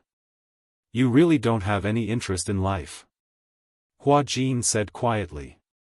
"You're the only one who has interest in life, okay?" Hua Jin chuckled and playfully nudged her with his elbow. "Why did you enter showbiz in the first place?" "Me? Yes. Yun Shishir answered truthfully, "It's just a coincidence, I guess. Plus, I thought that I could earn money by acting, so I decided to become an actor." Hua Jin pursed his lips in disdain. "Boring." "What's boring?" "Shishir, you're such a strange woman." In such a materialistic circle, most of the girls who entered this circle had great ambitions and aspirations. For example, those who want to be famous, those who want to earn big money, those who want to be rich, those who want to climb the social ladder. Everyone is ambitious, but only you seem to stand aloof from worldly affairs. Since you're standing aloof from worldly affairs, why did you enter the entertainment industry? Xianxia said frankly, to support my family. Hua Jin was silent. He looked at her and blinked his beautiful eyes. He was probably used to her way of speaking, so he smiled, but you're also quite cute like this. She's so silly. Sometimes when she's bullied, she doesn't say anything. She's like a punching bag. You're the punching bag. Do you think I'm like you? If anyone dares to bully me, I'll make them kneel and beg for mercy. Hua Jin smiled and said, Xianxia, you have to know that in this world where the strong prey on the weak, you either submit to the strong or work hard to become the strong. However, for someone like you, sometimes being too kind is actually a sin. I don't like to fight with others. Maybe it's because of my nature, or maybe it's because of my nature that I realize that I'm not very suitable for this circle. Xianxia rested her chin on her hand and looked at the center of the set. The crew was still busy preparing the props. She suddenly asked, "What about you?" Chapter 1740. How did you get into this industry? Hua Jin's expression changed all of a sudden. His expression turned cold as he retorted, "Do you think I like acting that much?" "What do you mean?" "I got into this industry a few years earlier than you, so I've seen through the fickleness of the entertainment industry. Sometimes, I feel tired of it, but even if I'm tired of it, I have no choice but to submit to the rules of this industry." Hua Jin paused, then turned to look at her. "Do you know how much I envy you?" Xianxia was confused by his sudden question. "You asked me how I got into this industry, but rather than saying I got in, it's more like I was sent in."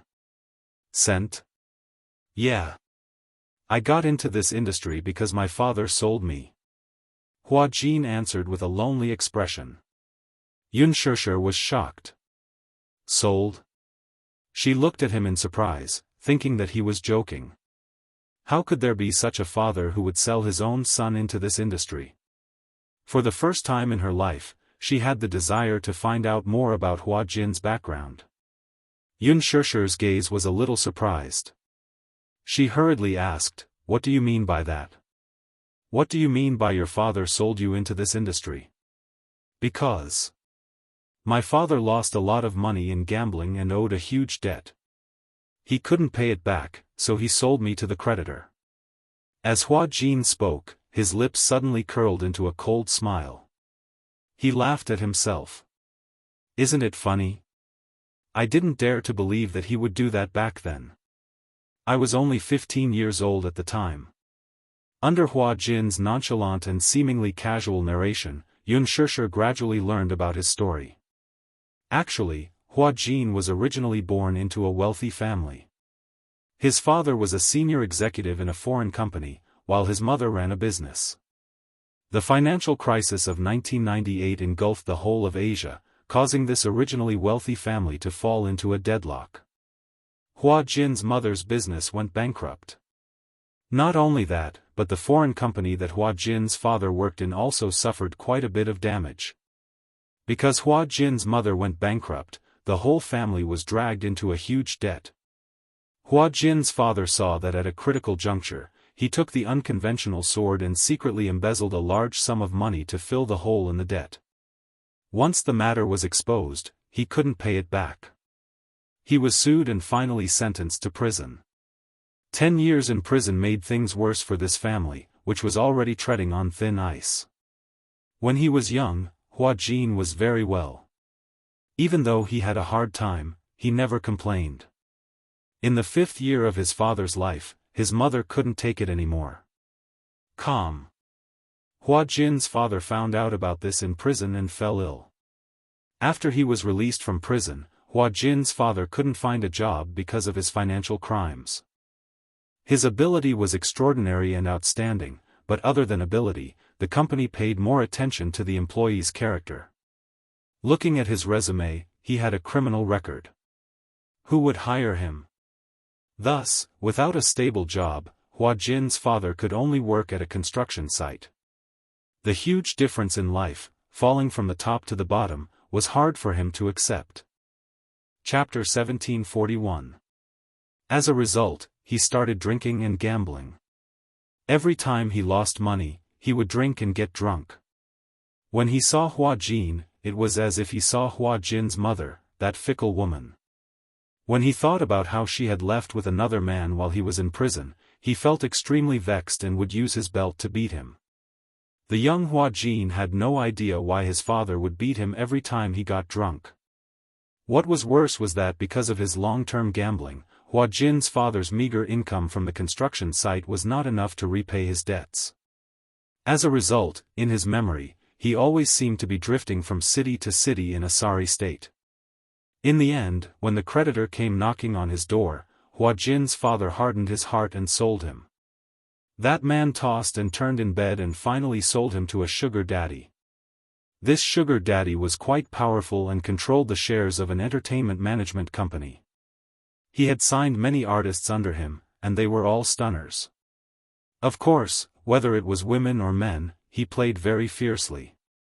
When he saw Hua Jin, he felt that if this otherworldly youth entered the entertainment industry and was groomed, he would definitely become a signature idol. When that time came, he would be a money tree. Hua Jin said this and did not continue. It seemed that those embarrassing memories should come to an end. He did not want to say it out loud, afraid that she would hate him. Hate him for being dirty. When Unspoken heard this, she was stunned for a long time. She still looked incredulous. I don't believe it. I don't believe that there is such a father in this world. You are his biological son. How could he do that? The world is so big. There are all kinds of strange things. Hua Jin looked indifferent. When this matter was brought up, there was no change in his expression from beginning to end. It was as if he was narrating something that had nothing to do with him. Anyway, it's all in the past. So, entering this industry is not of my own volition. After a pause, he laughed mockingly and said, Actually, I really hate acting. I don't understand why some people like acting. According to the script, acting a character that is completely different from their own character to gain the audience's favor. Will this give rise to a sense of superiority? What was the difference between this and the actors of ancient times? I didn't like to play along with the audience's emotions. No matter how sad I was, I couldn't show it on my face. Isn't that tiring? Unspoken looked pensive, but said indifferently, Everyone has their own aspirations. Hua Jin suddenly wrapped his arms around his knees and rested his chin on his knees. His gaze was desolate. Sometimes, I feel as sad as a clown. Perhaps when others are used to your smile, they can't see the true loneliness in your heart. You obviously want to cry, but you have to pretend to smile. Others smile, but what about yourself? But I feel even more lonely. Unspoken sized him up. She found that he seemed to like this kind of action very much. From a psychological point of view, people who liked to sit like this were often filled with loneliness and vulnerability. They lacked a sense of security and were very sensitive to everything. Unspoken turned to look at him sideways. Hua Jin was staring at the ground with his eyelashes drooping. Under the makeup, his fair and beautiful face exuded the unique aura of a man in ancient costume. But at this moment, he seemed especially lonely. Unspoken felt pity for him and couldn't help but want to comfort him. Chapter 1742. Hua Jin, don't be sad. Everything will be fine. Before she could finish her sentence, all of a sudden, a sinister smile broke out on the man's face. Huh.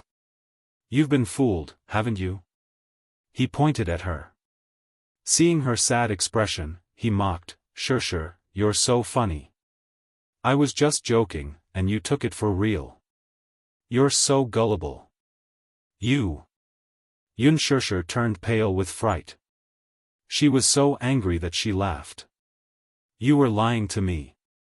What do you mean by lying? Hua Jin felt wronged. I was just too bored, so I was just joking with you. I didn't expect you to take it for real. It's so funny.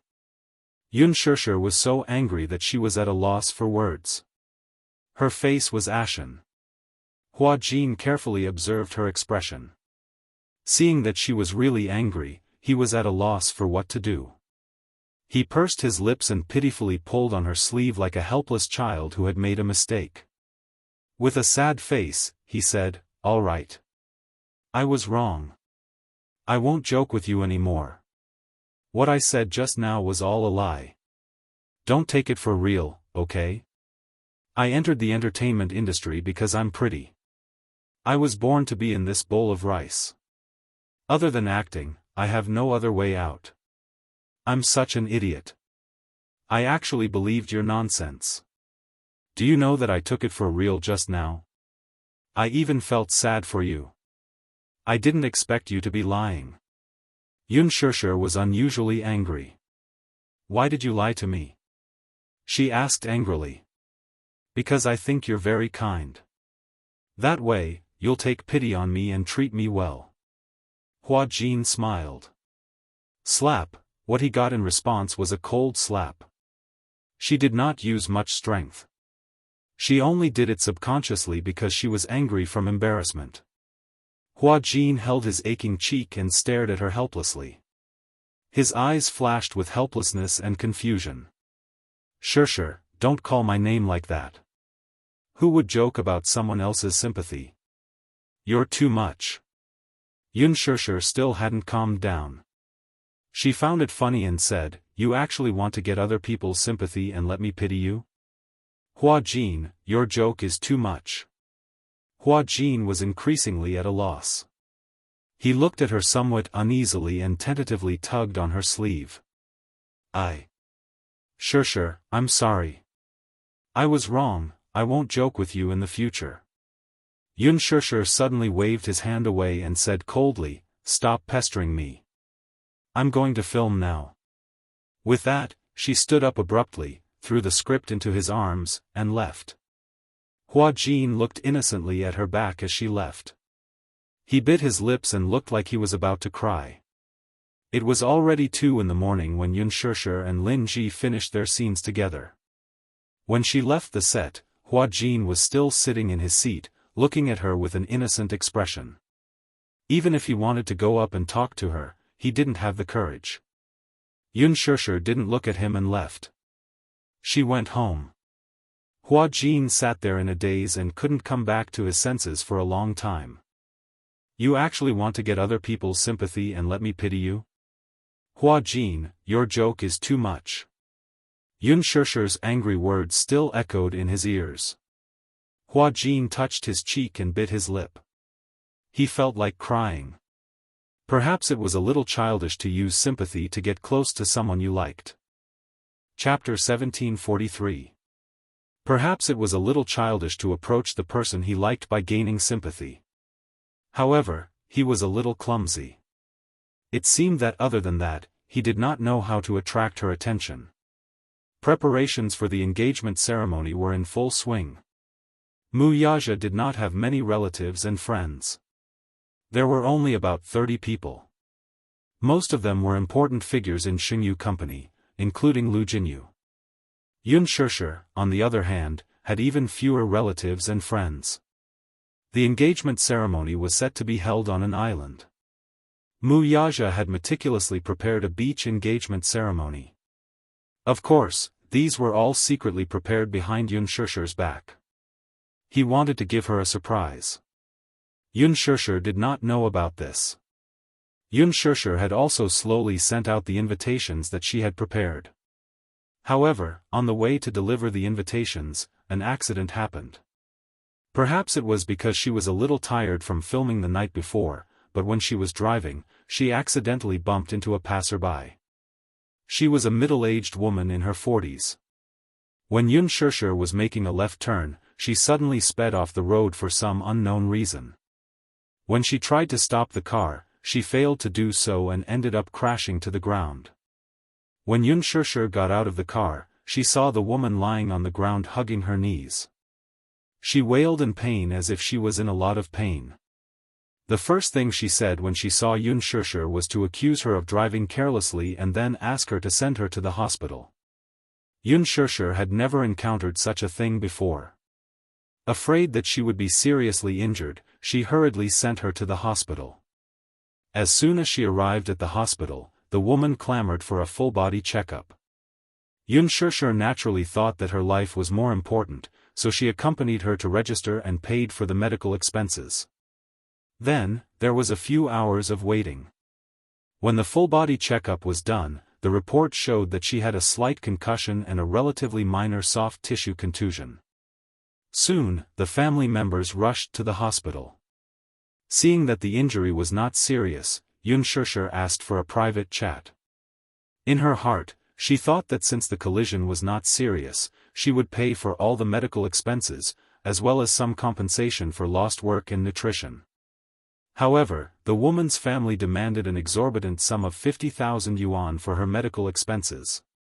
Xianxia was dumbfounded. She had never encountered such a situation before. Immediately, she raised her doubts and said, "Didn't the medical report say that the collision wasn't serious? It was just a little soft tissue contusion and a concussion. The doctor didn't even ask for hospitalization. Why is the compensation so high?" On the other side, the family member said eloquently, "You injured my sister, look. Take a look at the report from the doctor. High blood pressure. High blood pressure. If it weren't for your scare, would her blood pressure be so high? Do you know how serious the consequences are? If your blood pressure is too high, you'll have a cerebral hemorrhage. If it's light, he'll have a stroke. If it's serious, he'll lose his life. Do you know that? My uncle died of a cerebral hemorrhage. If it weren't for you, would my mother be like this?" A few family members surrounded her aggressively, as if they were interrogating an unforgivable criminal. Xianxia furrowed her brows. She had thought that it was just a normal accident and that she would be able to get out of it after paying compensation. She had not expected that she would encounter such weirdos. Chapter 1744. Xianxia did not want to argue with them. After all, it was not easy for these people to come to the city to work. Coincidentally, she still had a sum of money on her. She estimated that she had about 10,000 yuan, which was more than enough to compensate them. Thus, she negotiated, "I don't want to argue with you, but I don't have 50,000 yuan on me. How about this, I'll compensate you 15,000 yuan, and this matter will be considered settled, okay?" When the family members saw this, they were furious. "So what if you're rich? Can you humiliate people like this just because you're rich? 15,000 yuan. Are you King trying to dismiss a beggar? You want to leave after paying 15,000 yuan? Is that even possible?" "That's right. 50,000 yuan, not a cent less." Xianxia narrowed her eyes. Before she could say anything, the family members started chattering again. "Not only this medical fee, but you also have to pay for my sister's subsequent hospitalization fees.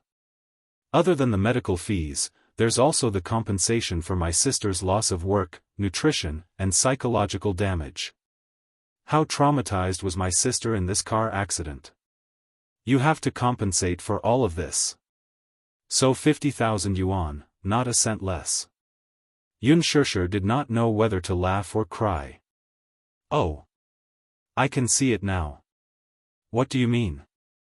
You're obviously trying to extort me, right?" As soon as she said that, everyone was shocked. She continued, "From the way you talk, I can tell that you're not very educated. You're simply spouting nonsense.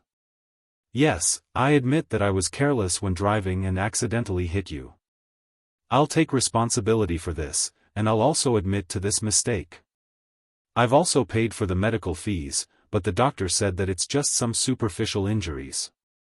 These injuries can be treated with a few hundred yuan. I'm already very decent for compensating you with 15,000 yuan. Also, please don't use high blood pressure and high blood sugar to talk about this.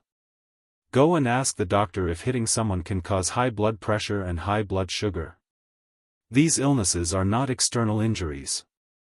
Now you're pushing the blame on me and asking me to take responsibility. That doesn't make sense, does it? One of the most hot-tempered men rushed forward and pointed his finger at her. Are you slandering us? Are you slandering me? We're just asking for some compensation for the medical expenses, and you're saying that we're extorting you? As he spoke, he stepped forward and grabbed her hand, but Xianxia pushed his hand away warily. Just speak properly. Don't touch me. Get physical. He. Are you trying to frame me? Have we tried to reason with you? Wasn't he being reasonable? Are you listening? This man seemed to have a fierce temper. He looked very tall and very strong. The muscles on his arms, as well as his ferocious eyes, shocked Xianxia quite a bit. Xianxia was a little impatient, so she said, originally, I wanted to propose a private settlement and didn't want to bother about this matter. But since you said so, how about this? My car has car insurance. I'll call the insurance company and ask them to come over and take responsibility. Let's see how they deal with it, okay? As she spoke, she picked up her phone and walked to the side to call the insurance company. She had just dialed the number of the insurance company when the man strode forward and slapped her phone to the ground. Chapter 1745.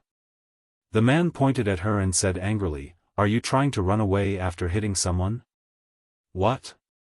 Run away? Why would she run away? The other family members were also agitated. They swarmed forward and surrounded her. Each of them held one of her hands, and someone even went forward and snatched her handbag away. One of the women deliberately raised her voice and said, Are you trying to run away? Are you trying to run away after hitting someone? Xianxia was extremely helpless. Without waiting for her to explain further, the others surrounded Xianxia and shouted at the passers-by who were watching the commotion, Hey! Come and see. This woman hit someone and wants to run away without paying the medical fees. This is a hit and run. She wants to run away without paying the compensation. Everyone, come over and judge for us. Xianxia explained, I'm not running away. I'm making a call, calling for help, right? Just like in the news, they asked the gangsters to bully honest migrant workers like us, right? Following their shouting, more and more passers-by came to watch. Many of the patients' family members who were waiting for their packages to be checked at the hospital saw that there was a situation here, so they all gathered around to see what was going on. Hence, these family members grabbed others and started to complain to them.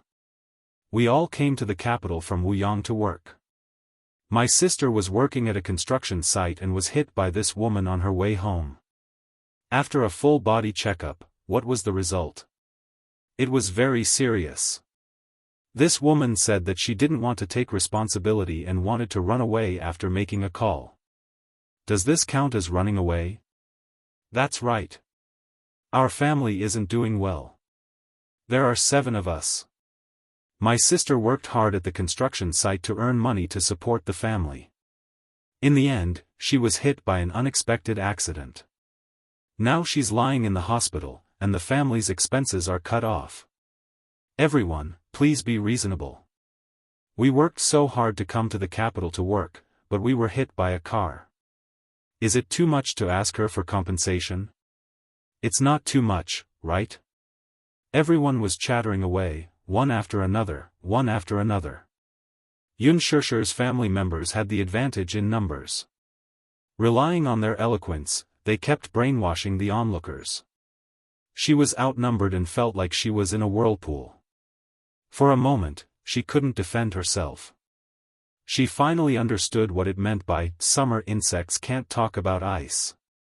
In an instant, the public opinion changed. Many onlookers began to point at Xianxia as they gossiped about her. Xianxia only felt her ears buzzing, as if countless flies were surrounding her ears. It was extremely noisy. Suddenly, someone in the crowd pointed at Xianxia and said, Xianxia. Ah. I recognize this woman. He. No wonder he looked so familiar. So she's a superstar. I recognize it too. Didn't you shoot an advertisement and appear in an international fashion show before? The family member said, so she's a big celebrity. Once they found out that Xianxia was a big celebrity, many people began to take pictures of Xianxia with their phones. Xianxia covered her face with her collar. However, her actions made more people think that she was obviously guilty. Chapter 1746. After a pause, the woman yelled again, so you're a superstar. I'm warning you. If you don't compensate us, I'll expose you to the media. How dare you not compensate us for our medical expenses when you caused a car accident? Can you let me call the insurance company? Even if you want me to compensate, you should at least let me withdraw the money, right? Xianxia was about to burst into tears from their unreasonable behavior. However, the family member said relentlessly, what do you mean withdraw the money? You're just trying to run away with the money, aren't you? Don't think we don't know what you're thinking. Despicable. Shameless. Xianxia was so angry that tears welled up in her eyes. When a scholar met a soldier, there was really no way to reason with him. On the other hand, Lu Jinyu had just walked into the emergency room lobby when he saw many people crowding outside. A delicate-looking woman stood in the middle of the crowd. Her face was flushed red as she looked around helplessly. This hospital was under the control of the Jianghu financial group. Previously, due to poor management, this hospital was later acquired by the Jianghu financial group as a non-performing asset. Under the management of the Jianghu financial group, it had become one of the leading hospitals in the medical industry in the capital city. He had come to the hospital this time because the hospital needed to import a large number of medical equipment. At the same time, he wanted to inspect the situation. When he was about to leave, he realized that the emergency room was surrounded by curious passers-by. Hence, he walked over to take a look out of curiosity. After finding out that a woman had hit someone, she wanted to run away without compensation. However, he was laughing in his heart. In this era, which car on the road didn't have commercial insurance? In the capital city market, most of the insurance shares for cars were at least 1,000,000 yuan. If the driver didn't run away on the spot after hitting someone, it meant that the driver was responsible. After calling the police and arriving at the hospital, the rest was up to the insurance company. How could she run away? Hence, he pushed through the crowd, cleared his throat, and said, "Excuse me, may I interrupt? May I ask what's the situation?" As soon as he finished speaking, the male family member shouted unreasonably, "Who are you? It's not your place to interfere." However, Lu Jinyu smiled elegantly. In front of the unreasonable man, he was as polite as a gentleman. "I'm the person in charge of this hospital. With so many of you gathered here, it will affect the hospital negatively. I definitely have the responsibility and obligation to understand the situation." After a pause, he calmly asked the man, "Now, may I ask if I have the right to intervene in this matter?"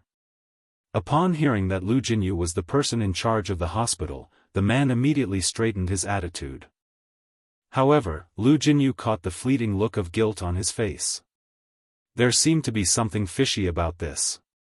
Logically speaking, since he was a weakling, he should be confident.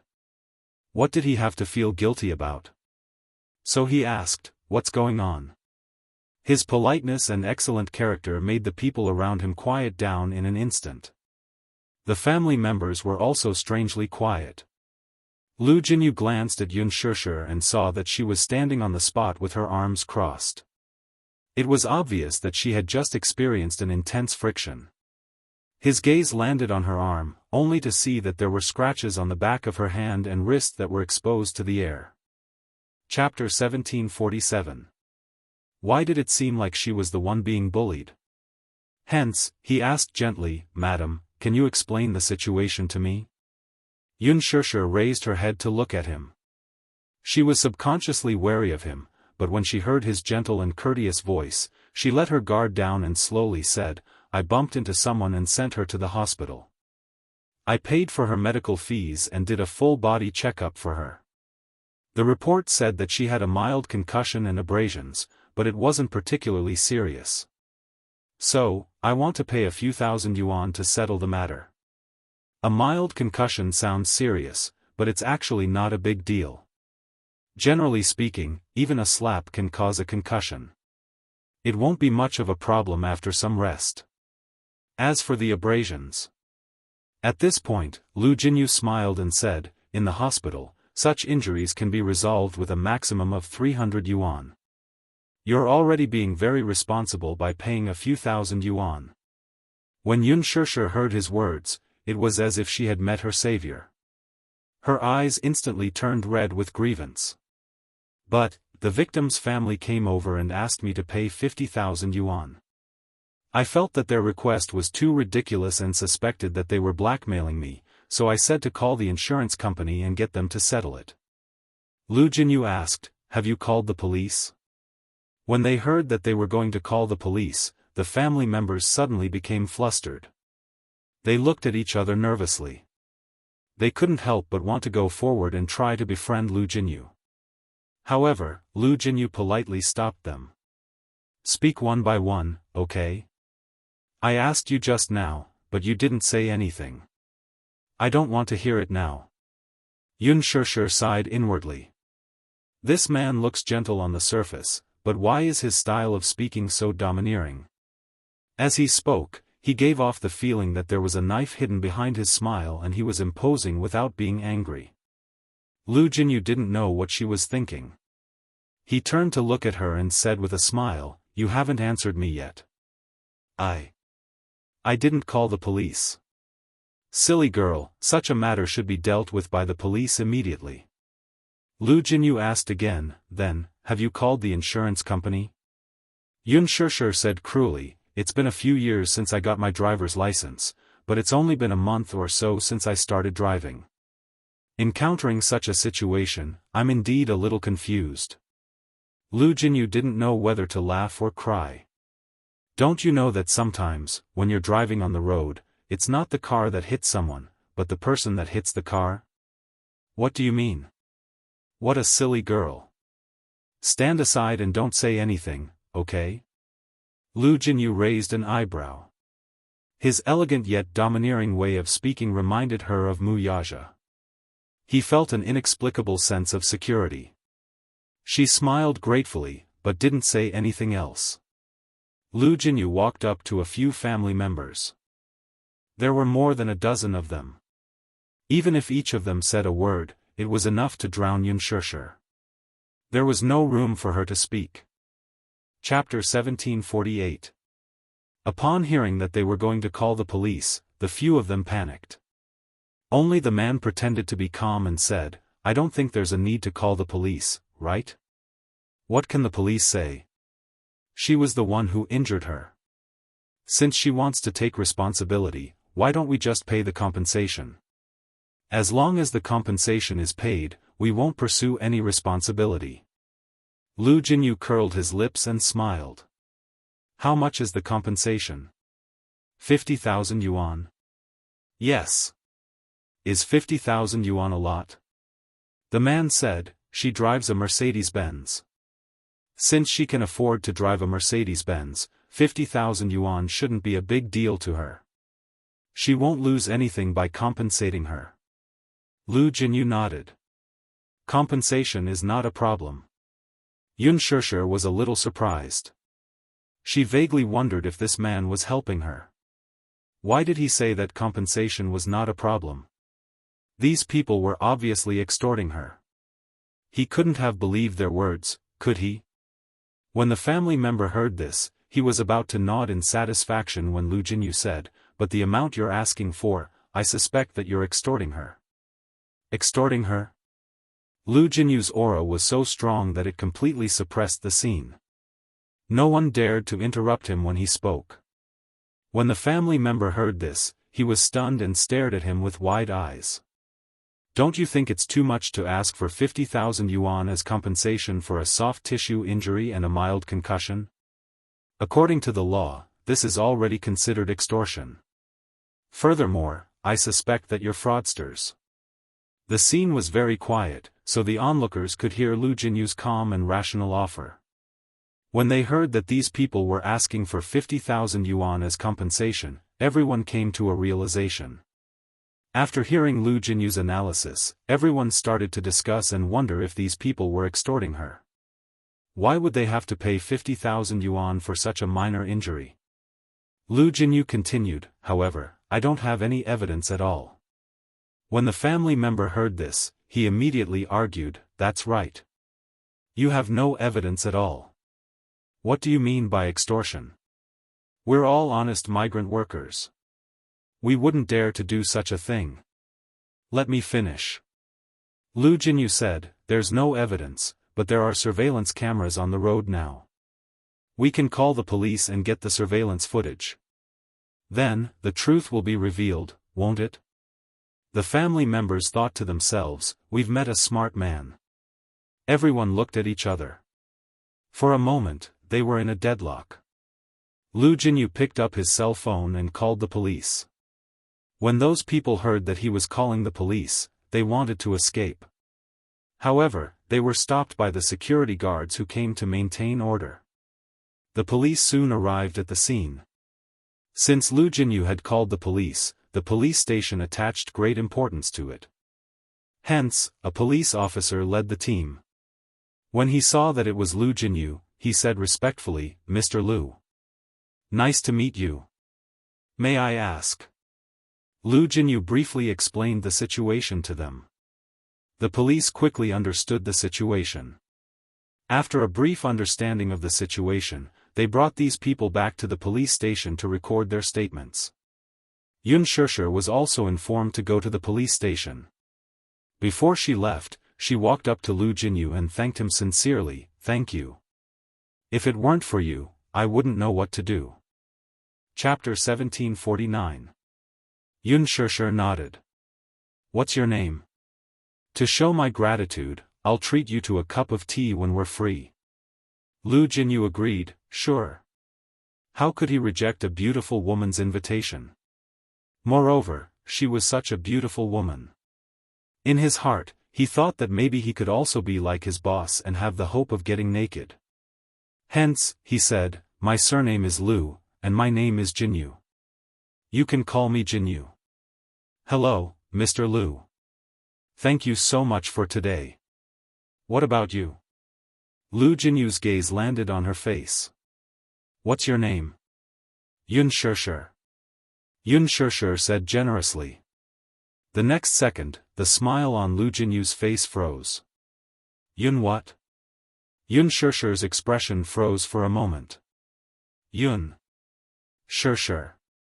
Xianxia, he couldn't help but be surprised. What a familiar name. That seemed to be the name of his boss's wife. Could it be such a coincidence? Lu Jinyu hesitated for a moment and decided to verify it. Do you know Mu Yaja? Xianxia was also stunned. Yes. Lu Jinyu was speechless. After holding it in for a long time, he suddenly said, sister-in-law. Xianxia was confused by his sudden call of sister-in-law. She sized him up in confusion. What, did you call me sister-in-law? Lu Jinyu smiled helplessly. It seemed that his dream of breaking through his singlehood was shattered. After so many turns, it turned out to be his sister-in-law. It seemed that the world was really small sometimes. Xianxia was still in a daze. She asked curiously, have we met somewhere before? Ha ha ha. Sister-in-law, why are you so cute? Lu Jinyu thought to himself. When he first saw this woman, his first impression was that she was a little clumsy and silly. She stood helplessly in the crowd like a punching bag who had been bullied. Her face was flushed red, and she was out of her wits. However, he didn't expect that after going around in circles, it was his sister-in-law. Let's go. Sister-in-law, let me treat you to a cup of tea. Lu Jinyu put his arm around her shoulders intimately. Facing the intimate touch of the opposite sex, she avoided him in disgust. You must have mistaken me for someone else. I'm not your sister-in-law. Wuxia is my elder brother. According to seniority, I should address you as my sister-in-law, Lu Jinyu said matter-of-factly. Wuxia is your big brother? Yes. What a coincidence. Unspoken looked a little confused. What, coincidence? Huh. I'm a little surprised too. I didn't expect to meet you here. Thank you. But forget about the tea, I still have to go to the police station later. No need. If you go to the police station, it's just a procedure. I'll just let them file it. Lu Jinyu invited her into the car without any explanation. Along the way, Unspoken felt like she was in a fantasy. Why did she feel like a little white rabbit that was so easily abducted by a big bad wolf with bad intentions? When they reached the cafe, Unspoken was still a little skeptical. It was not until Lu Jinyu took out an engagement invitation from his briefcase that she believed him. She had personally written the invitation letter. After ordering a few cups of coffee, Lu Jinyu lost his cool and elegance. He couldn't hide the excitement on his face as he stared at Unspoken again and again. So, this was the legendary sister-in-law. She was very different from what he had imagined. Chapter 1750. If Unspoken knew what Lu Jinyu thought of her, she would probably not know whether to laugh or cry. Seeing that Lu Jinyu was silently sizing her up, Unspoken felt uncomfortable all over and smiled awkwardly. Mr. Lu, you seem to be looking at me. Mr. Lu? Lu Jinyu was once again amused by how she addressed him. He couldn't help but tease her. Sister-in-law, you don't have to be so formal. Just call me Jinyu. Jinyu? Yes. But... Unspoken hesitated and pursed her lips. Isn't this a little inappropriate? Why would it be inappropriate? Just call me that. Calling me Mr. Lu will inevitably make me feel distant. Lu Jinyu picked up his coffee cup and took a sip. His eyes were curved like two crescent moons, clear and charming. Unlike his previous cold and noble demeanor, the current him seemed very approachable. You and my boss have been brothers for many years. We can be considered comrades who have fought together. We've been friends for so many years, so don't be so formal. Unspoken didn't argue and smiled slightly. Okay. Lu Jinyu pursed his lips, but his smiling eyes were still sizing her up. Unspoken instinctively reached out and touched her cheek, thinking that there was something strange on her face. Seeing her actions, Lu Jinyu thought to himself that he had probably overstepped his boundaries by constantly sizing her up. Hence, he smiled politely and said, Sister-in-law, Jinyu is being presumptuous. I shouldn't be staring at you like that. It's okay. However, I'm staring at you not because of anything else, but because I'm really curious about the charm of the woman that boss has taken a fancy to. Unspoken's gaze shifted slightly. For a moment, she didn't understand what he meant. Lu Jinyu was afraid that her imagination would run wild, so he hurriedly explained, Sister-in-law, don't misunderstand. Although it's a little presumptuous, I don't mean anything else. But... Sister-in-law, do you know? You're boss's first and only woman. At first, when I found out that boss was married, I was so shocked that my eyeballs almost popped out. Unspoken was amused by his funny words. She covered her mouth and laughed secretly. How can it be so exaggerated? How should I put it? In his impression, the boss was an ambitious person. He was cold-blooded and iron-fisted. His actions were swift and decisive. His abilities were extraordinary. Those who coveted his women would flock to him like a flock of ducks. I'm not exaggerating. The number of women who want to climb up the social ladder can line up from here to Paris. However, boss has always been cold and aloof. In terms of women, he has never touched anything. Lu Jinyu had always been curious. Did Wuxia not have any physical needs? In his memory, his impression of Mu Yaja was that of a workaholic. Work, work. Apart from work, he was busy. When the Jianghu financial group was first established, he spent half of the year flying around the world. He was so busy that he didn't have any free time.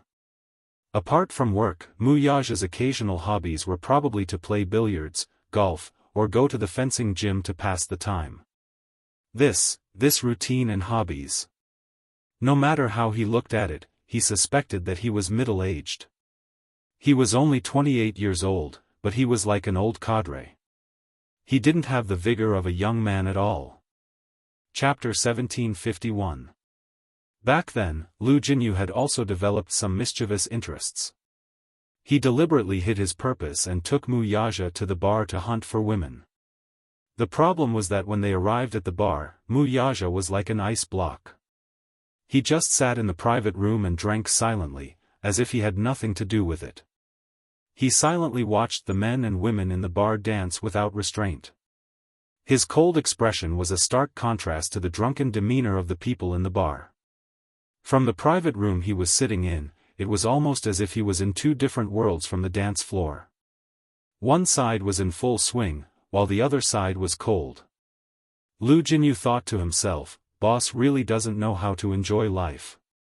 At such an occasion, he was not in a hurry to catch his prey. Instead, he was calm and composed. Like a profound veteran, he sat in the corner and casually tasted his wine. When it came to his career, he was very ambitious. Why did he seem so indifferent when it came to women? Men all had their biological needs. Could it be that boss had no feelings for women at all? But she had never seen him show any interest in any man before. Lu Jinyu even suspected that his boss was frigid. Of course. This was just a silent criticism in his heart. If Mu Yaja knew that he thought of him that way, who knew what he would do to him? Lu Jinyu had also found a few women with clean backgrounds for Mu Yaja. He sent them to his side, but they were all mercilessly chased away by him. After a futile effort, Lu Jinyu simply gave up. He thought that boss was probably devoted to his career and did not have the heart to care about other things. However, it was not until recently that he learned that Mu Yaja was married. This news was like a sudden clap of thunder that blasted him on the outside and made him tender on the inside. That was why Lu Jinyu was so curious about Xianxia. Sister-in-law, you're different from what I imagined. Lu Jinyu told Xianxia truthfully. Different? Xianxia was a little surprised. What's different? I thought that boss's woman would be the daughter of a rich family, noble and proud. But the feeling you give me is like what? Xianxia was a little curious. What did he think of her? Oh. Don't be angry if I tell you. I'm not angry. Lu Jinyu held back his laughter and said, like a little white rabbit. Little. Xianxia was at a loss for words. Lu Jinyu couldn't help but laugh at her adorable expression. Ah. That's the expression, it's so similar. Why do you say that I'm like a little white rabbit? Xianxia didn't know whether to laugh or cry. She looks very weak, like she would fall with a gust of wind. She looks very easy to bully. However, it's not strange that boss likes you. Sister-in-law gives people the feeling that she can easily arouse a man's desire to protect her. Lu Jinyu paused for a moment before asking, you're about to hold your engagement ceremony. I'm sincerely happy for you and boss. I believe in boss foresight. Since he has chosen you, he will protect you forever. I wish you all happiness. Xianxia smiled. Thank you. The police station called to ask why Xianxia hadn't arrived at the police station. Lu Jinyu took the call and explained the situation. The police officer on the other end chuckled and said, hey. Actually, it's not a big deal. Since she's Mr. Lu's friend, this matter is very easy to handle. Chapter 1752. Lu Jinyu took the call and explained the situation. The police officer on the other end chuckled and said, hey. Actually, it's not a big deal. Since they're Mr. Lu's friends, this matter will be easy to handle. It turned out that those people were a gang of Pengxi scammers. They had been committing Pengxi for more than a dozen times. This gang was especially interesting. They didn't touch anything else but luxury cars. They didn't even look at cars that cost more than 100,000 yuan. They were certain that since they drove luxury cars, they would definitely be rich. When encountering such a matter, they definitely wouldn't want to waste any time. If they could solve it with money, they would try their best to keep the peace and not be calculative. Such rich people were especially easy to deal with. Tens of thousands of yuan were nothing to them. They had already committed more than a dozen crimes, and none of them had failed. Their usual routine was to stand at the intersection of the street and see a luxury car driving over. If the car was slow, they would pounce on it like a moth to a flame. Then, they would crash into the car and beg the car owner to send them to the hospital. Even if the car owner wanted to call the police to deal with it, when they saw the person lying on the ground and rolling around in pain, they were afraid that the loss would outweigh the gain if they delayed and caused a death. Hence, they rushed to the hospital. They called the gang to disguise themselves as family members, do a full body checkup, and ask for a sum of compensation to settle the matter privately. Most people couldn't be bothered to make a fuss and just settled the matter with money. Unfortunately, they met Lu Jinyu today, and he was in control of the situation. That was why they stumbled and fell into Lu Jinyu's hands. Hence, Yun Shishir was also very grateful to Lu Jinyu for helping her out. After hanging up the call, Lu Jinyu found that her phone screen was cracked, so he said that he would go to the mall to buy her a new phone. Yun Shishir hurriedly refused. However, Lu Jinyu was very insistent and said to her, "Since this happened on my territory, as the person in charge, I naturally have to take responsibility. Sister-in-law, this is what I should do. Don't stand on ceremony, okay?" Yun Shishir couldn't refuse, so she braced herself and nodded. Lu Jinyu drove her to the mall. As she was a public figure, it wasn't appropriate for her to appear in crowded places. Hence, he considerately asked her to wait in the car and hurriedly left. 10 minutes later, he came back with the latest model of Apple. He helped her send the information and changed the card. Yun Shishir smiled gratefully. "Thank you for your help today. Sister-in-law, if you continue to treat me like an outsider, I'm going to get angry with you." Lu Jinyu pretended to be angry. In the end, Lu Jinyu drove her home and got someone to drive her car back. Coincidentally, Mu Yaja returned home, and the three of them bumped into each other. When Mu Yaja got out of the car, he saw the car parked at the entrance of the villa. Lu Jinyu was holding Yun Shishir's hand and helping her out of the car. His gaze landed on Lu Jinyu's hand that was supporting Yun Shishir, and his eyes turned cold instantly.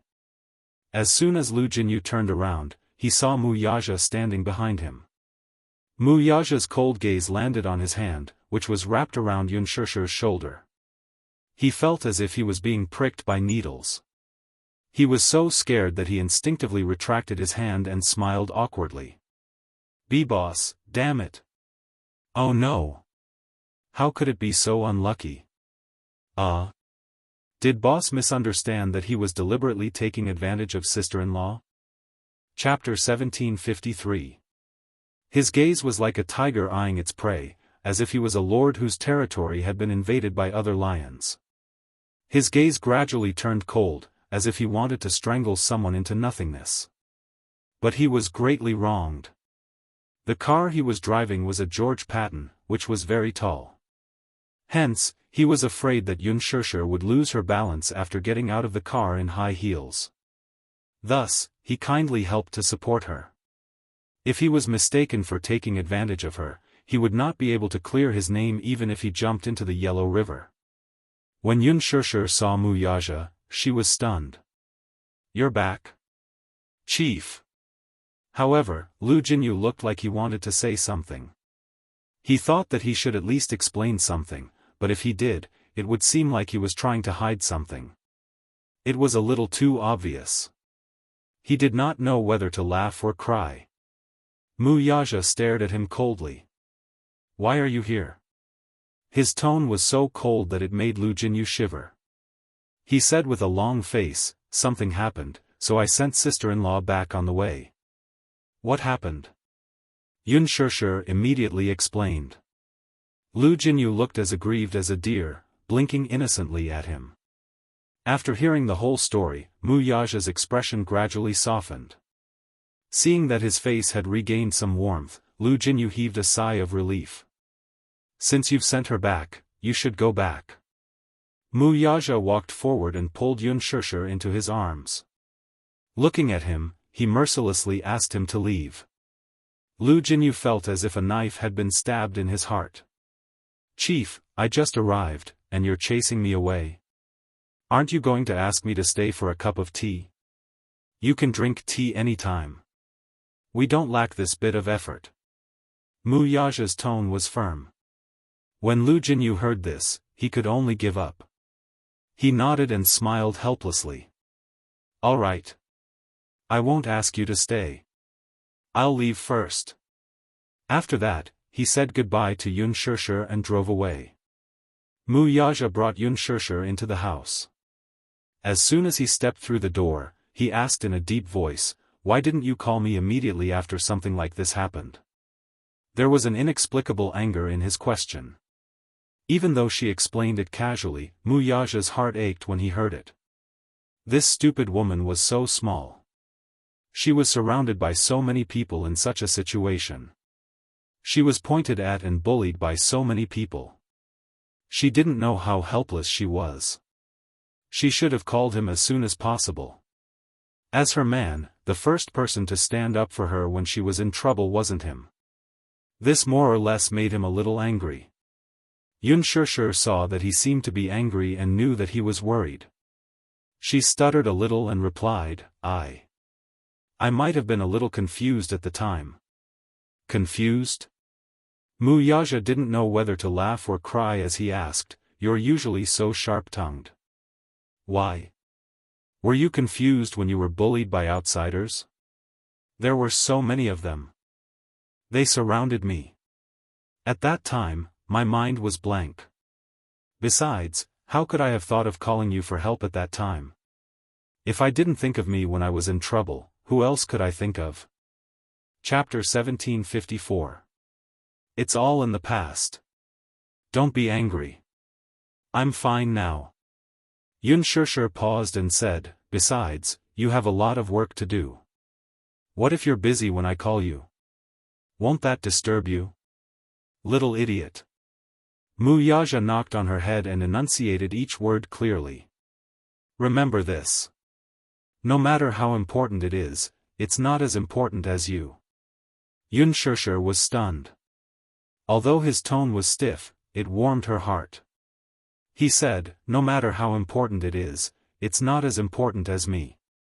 It turned out that she was so important to this man. She was more important than his career and everything else in the world. Hearing him say this, her heart felt as sweet as honey. Yun Shishir pursed her lips and giggled. Mu Yaja saw that she was giggling like a cat that had stolen a fish. He couldn't help but reach out and pinch her cheeks. What are you giggling about? Little idiot. Yun Shishir waved his hand away and said coquettishly, All right. Don't be angry. I'll be more careful next time. I promise. That's more like it. Mu Yaja said, Just remember this in the future. However, even if you forgot to call me, you should have called the police immediately when there was a traffic accident. What were you thinking in that little head of yours? At that time, I saw someone fall onto the ground. It was so pitiful. I was afraid that someone would die, so I wanted to rush to the hospital. Mu Yaja was speechless. Then, I wanted to call the police, but my cell phone was knocked to the ground by them and broke. Yun Shishir sighed as she said this. Mu Yaja was speechless. After a long silence, he sighed. Stupid woman. I think you're hopelessly stupid. Hey. No personal attacks. How am I stupid? If I were stupid, how could I have given birth to such a smart baby like Yu? Yu inherited my excellent IQ genes. As for your IQ, please refer to Xiao Yichen. Mu Yaja calmly stated the truth. Yun Shishir, was that really the case? Yun Shishir sniffed her nose as if she had suffered a blow. She was obviously provoked. Mu Yaja turned around and smiled. He suddenly raised his head and rubbed her hair. But, this is also good. Okay? Yun Shishir was confused. What's good about it? Mu Yaja said gently, it's better if you're a little stupid. She didn't know whether to laugh or cry. Do you like how clumsy I am? Yes.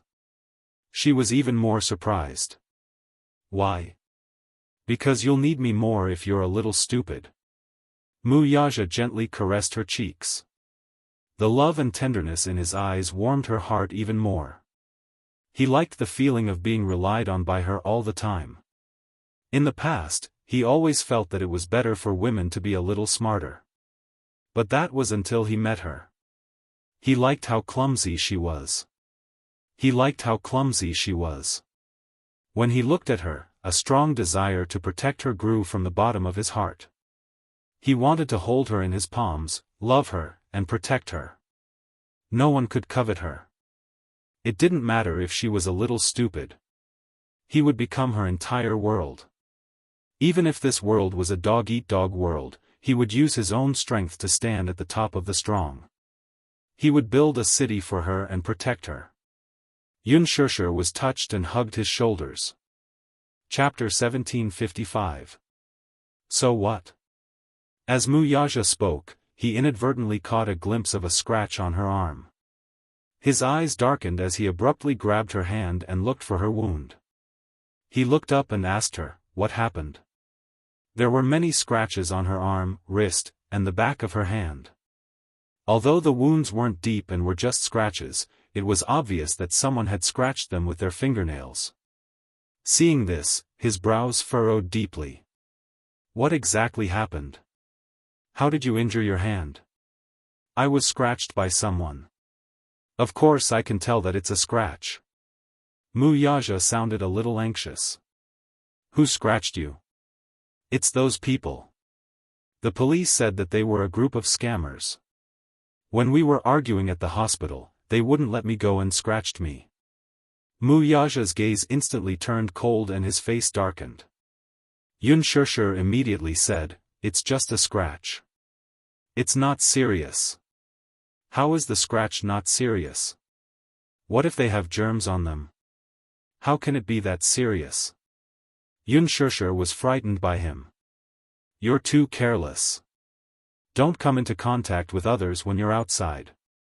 Some people have germs on them that can be infected through wounds. These words were indeed not to scare her. Mu Yaja held her hand and pulled her to the sofa. He took the first aid kit from the shelf and opened it. He dipped some cotton in the medicine and started to clean her wound. Yun Shishir found it funny and helpless at the same time. This man was making a mountain out of a molehill. It was just a scratch. Why did he have to go to such lengths to apply medicine? However, she was still quite touched by his attentiveness and consideration. She sat quietly on the sofa while he knelt on one knee in front of her and carefully used the medicine to clean her wound bit by bit. Yun Shishir was naturally very pleased to let him serve her so condescendingly. She lowered her head to look at him. From her angle, she could just catch a glimpse of his drooping eyelashes. They were thick, long, and mesmerizing. She couldn't help but reach out and catch his eyelashes. Mu Yaja looked up at her. What's wrong? Your eyelashes are really long. It's so beautiful. Yun Shishir was in a good mood. When she smiled, she was as innocent as a child.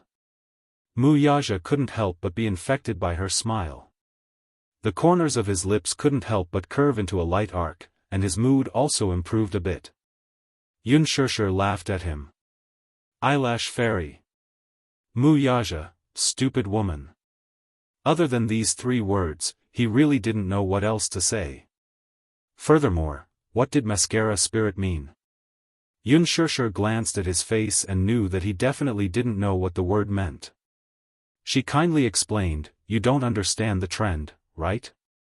Eyelash spirit means that the eyelashes have grown into a spirit. Wuxia, after applying the medicine for her, he reminded her, remember not to touch the wound. There are some areas that are bleeding. Xianxia glanced at him and smiled. You're done applying the medicine? She immediately assumed a dignified posture like an emperor. Then you may rise. Wuxia, looking at his stern face, she really enjoyed the inexplicable sense of accomplishment when she teased him. Sometimes, this man was also very cute. Chapter 1756. Good hubby. Wuxia raised his eyebrows. These 3 words were very pleasing to his ears. Originally, he was unhappy when she teased him, but because of these 3 intimate words, the corners of his lips uncontrollably curled up. He pulled her into his arms and continued the kiss that he didn't get to enjoy just now. With his lips on hers, he suddenly asked in a deep voice, what kind of wedding gown do you like?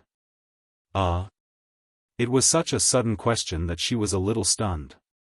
Little fool, I asked you what kind of wedding gown you like. He thought that she didn't hear him clearly, so he controlled his temper and repeated it again. Wedding gown. Why are you suddenly asking about this? You're going to wear it when we get married. Wuxia looked at her as if she was a hopeless fool. Why? Don't you want to wear a wedding gown? Or do you not want to marry me? No. Xianxia blushed and refuted, I didn't mean that. I just think that your question is too sudden. Since I'm going to marry you, the wedding gown will naturally be indispensable. Your wedding gown needs to be custom made in advance, so I wanted to ask you, what kind of wedding gown do you like? Wuxia explained. Is a custom-made one especially expensive? That's not something you should be thinking about. You just have to think about what kind of gown you like and what kind of gown looks good on you. After all, they were only going to get married once in a lifetime, so it had to be grand. He also hoped that on that day, she would wear the most beautiful wedding gown in the world and appear in front of him. Xianxia frowned. Your question is too sudden. I haven't thought about it yet. She suddenly looked up and asked, what about you? Do you have a wedding gown you like? Wuxia couldn't help but laugh. Stupid. I'm asking you. Why are you asking me instead? You're the one wearing the wedding gown, not me. Xianxia felt wronged. That's true, but your opinion is more important. Although I'm the one wearing the wedding dress, I hope you like it. Wuxia smiled softly and teased her, as long as you like it, I like it. I'm marrying you as a person, not a wedding dress. She didn't say anything, but her heart was filled with sweetness. Let me think about it. In fact, she used to have many beautiful dreams for weddings. Her biggest hope was to dress up grandly and wear a beautiful wedding dress to marry the man she loved. But when the day really came, she couldn't say for a moment what style she liked. She hadn't studied it at all. There are a few types of wedding dresses. One type is Chinese, such as the qipao or the hanfu. It combines many elements of classical culture. Some are more retro, and some are more modern. The other one is Western style, but there are many styles of Western style wedding dresses. They are very complicated, and you will be dazzled by them. Xianxia was stunned by his words. You seem to know a lot about wedding dresses. Not really. But I went out of my way to find out more. Although he said that, she knew in her heart that he was paying special attention because of her. Xianxia's ears were a little red. Chapter 1757. There are Western-style wedding gowns. Some are retro and gorgeous, some are graceful and elegant, and some are noble and elegant. The custom-made wedding gowns will all be extremely luxurious. It all depends on what you choose. But as long as you wear it, no matter what style it is, I will like it. Women were naturally picky when it came to wedding gowns. No matter which woman it was, they all hoped to be the most beautiful bride in the world on their wedding day. Xianxia was no exception. But there were very few men who paid so much attention to the details of their wedding. There were also very few men who were so patient that they would go through every style of wedding gown. She remembered one of her colleagues. When she was nearing her wedding day, she excitedly took her fiancé to the bridal shop to choose a gown. However, she tried on one gown after another. She patiently tried on a few different styles of wedding gowns and asked her fiancé to make a judgment. But in return, her fiancé looked at her impatiently. He said, "It's just a wedding. Is there a need to go through such a complicated process?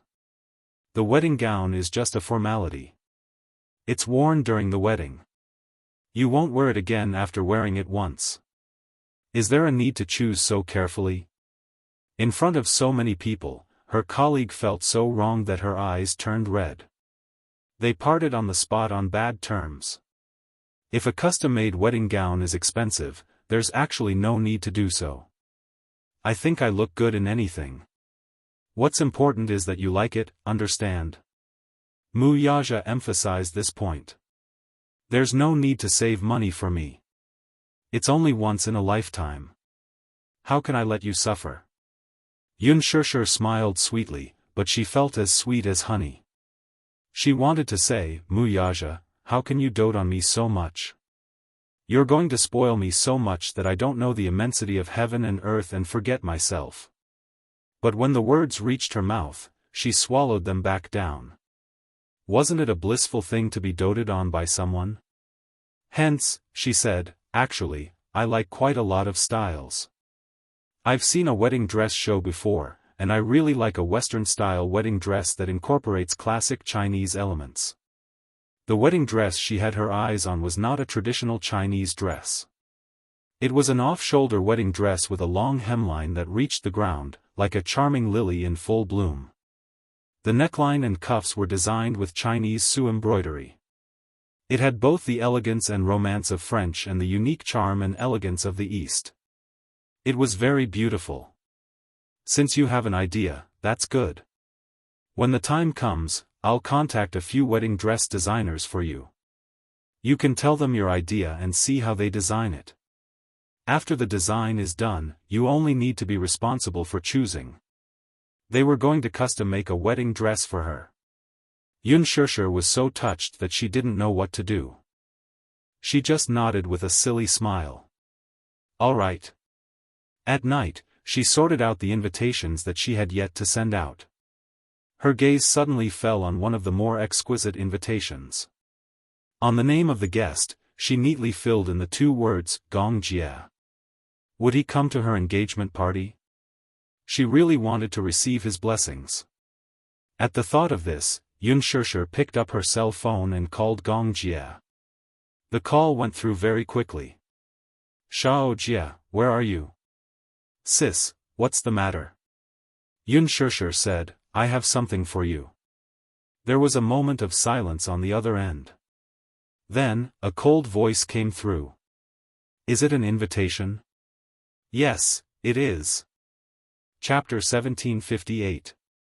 Upon hearing this, Xianxia couldn't help but feel a little disappointed. She had thought that this was an excuse for him not to attend the engagement ceremony. Hence, the loneliness in her heart was reflected in her tone of voice. "Shao Jie, are you still unwilling to attend my engagement ceremony?" After 15 years of separation, she cherished the sibling relationship that she had lost and regained. But at the same time, she also hoped that her happiness would be blessed by the person closest to her in the world. Gong Jie was as important to her as Little Munchkin. "Sis, I have something urgent to attend to in America. I just got off the plane and am not in the country." After a pause, Gong Jie continued, "As for the engagement ceremony, can you give me some time to consider it?"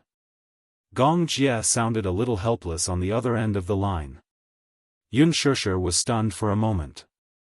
Then, she smiled a little dejectedly. "Shao Jie, I won't force you or make things difficult for you. Whether you come or not, I will reserve a place for you. There was a long silence on the other end of the line. He didn't say a word, and she didn't know what he was thinking. Suddenly, Gong Jie said, "Okay, got it." After hanging up the phone, Yun Shishir sighed. Even though Gong Jie had promised her well, she didn't know if he would come on that day. Now that he was overseas, she was afraid that this meticulously prepared invitation wouldn't reach him. Yun Shishir pursed her lips. She opened the drawer and put the invitation inside. The next day, Mu Yaja sent someone to send Yun Shishir to the set and then went to the office. When Yun Shishir returned from the set, the chauffeur sent by Mu Yaja sent her to the bridal gown shop. Lover, a professional custom-made gown. Even though it was just an engagement ceremony and there was no need to wear a wedding gown, this gown was still necessary. Mu Yaja had left the meeting early and was waiting for her in the shop. He had considered things more thoroughly, so he had arranged things very carefully. As soon as Yun Shishir stepped into the store, she was invited into the VIP room by the manager of the dress hall. First, she was measured. After taking the measurements, the manager was surprised and exclaimed, "Miss Yun, your figure is the golden ratio. A figure like yours is a classic clothes hanger.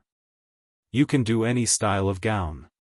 For a moment, she could not tell if he meant what he said or if he was just being polite, so she replied politely, "He.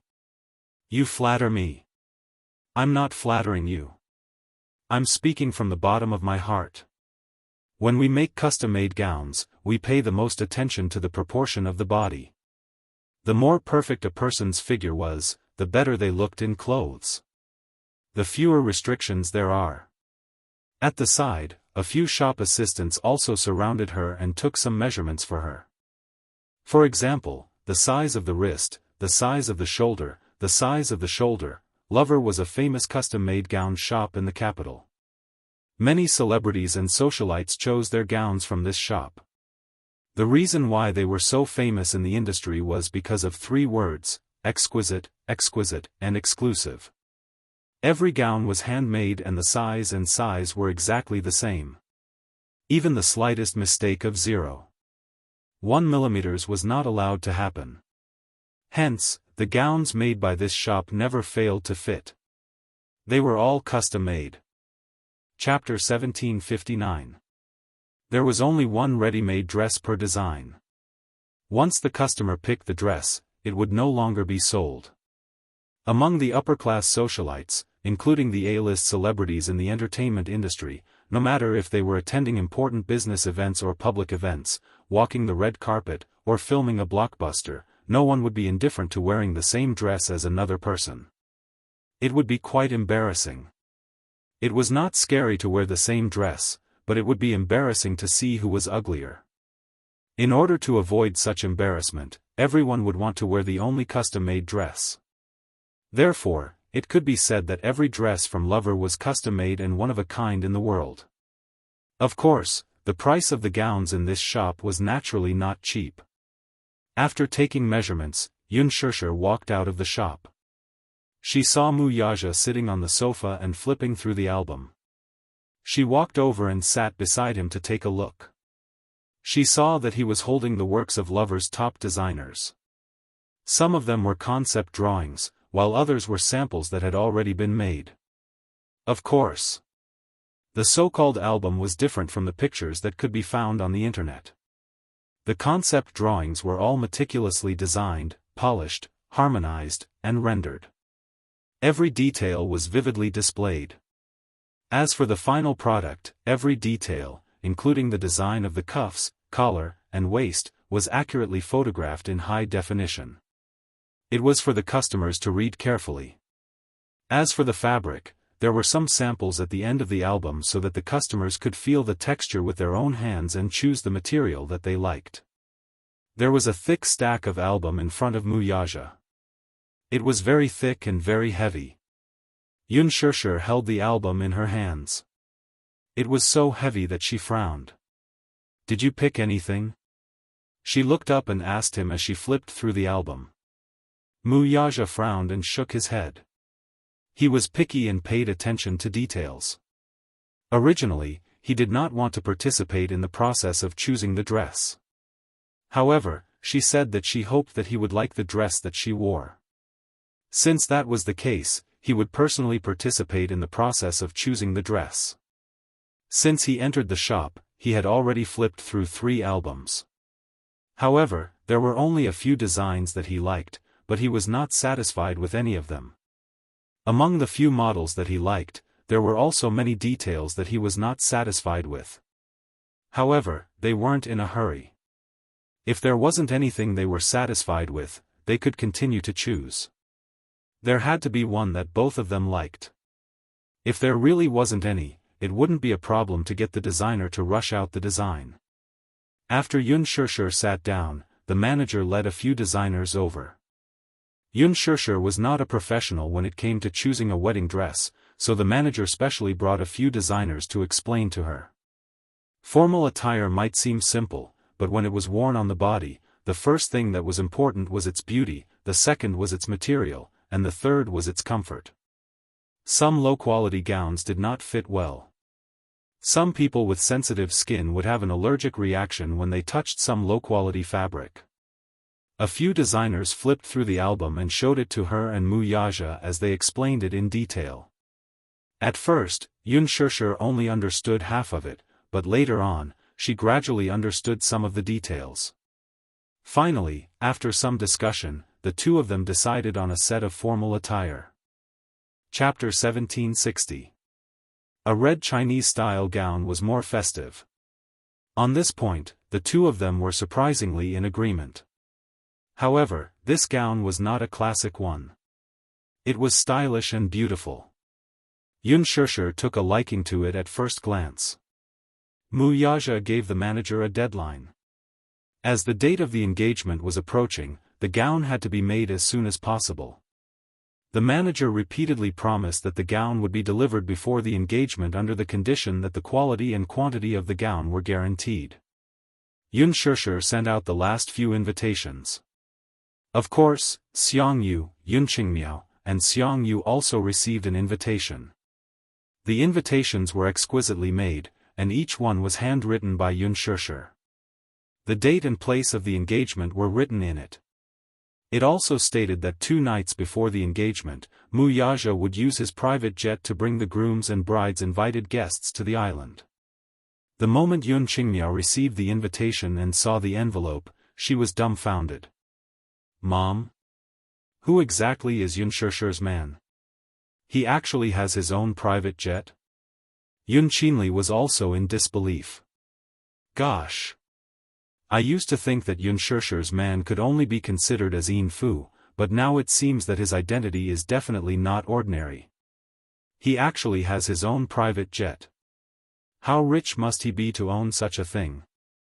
In their eyes, only the super-rich could afford a private jet. What they did not know was that Wuxia had a total of 5 private jets under his name.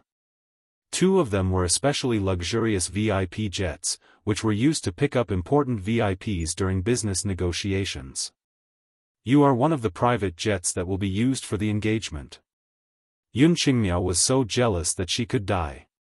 A few days ago, she had just seen the trailer for the movie The Green Apple on TV. At first, when she saw the beautifully edited promotional video on TV, she felt that it looked familiar. At first, she thought that it was just a coincidence. Later, the movie channel specially broadcasted the special feature and invited the director and the various main cast members to do an exclusive interview. They also edited some of the movie's highlights. When Unspoken appeared on the screen, her name was clearly written at the bottom of the screen.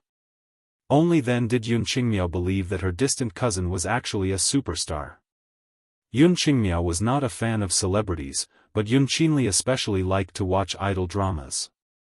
Naturally, like many young girls, she especially admired Gu Xingzi.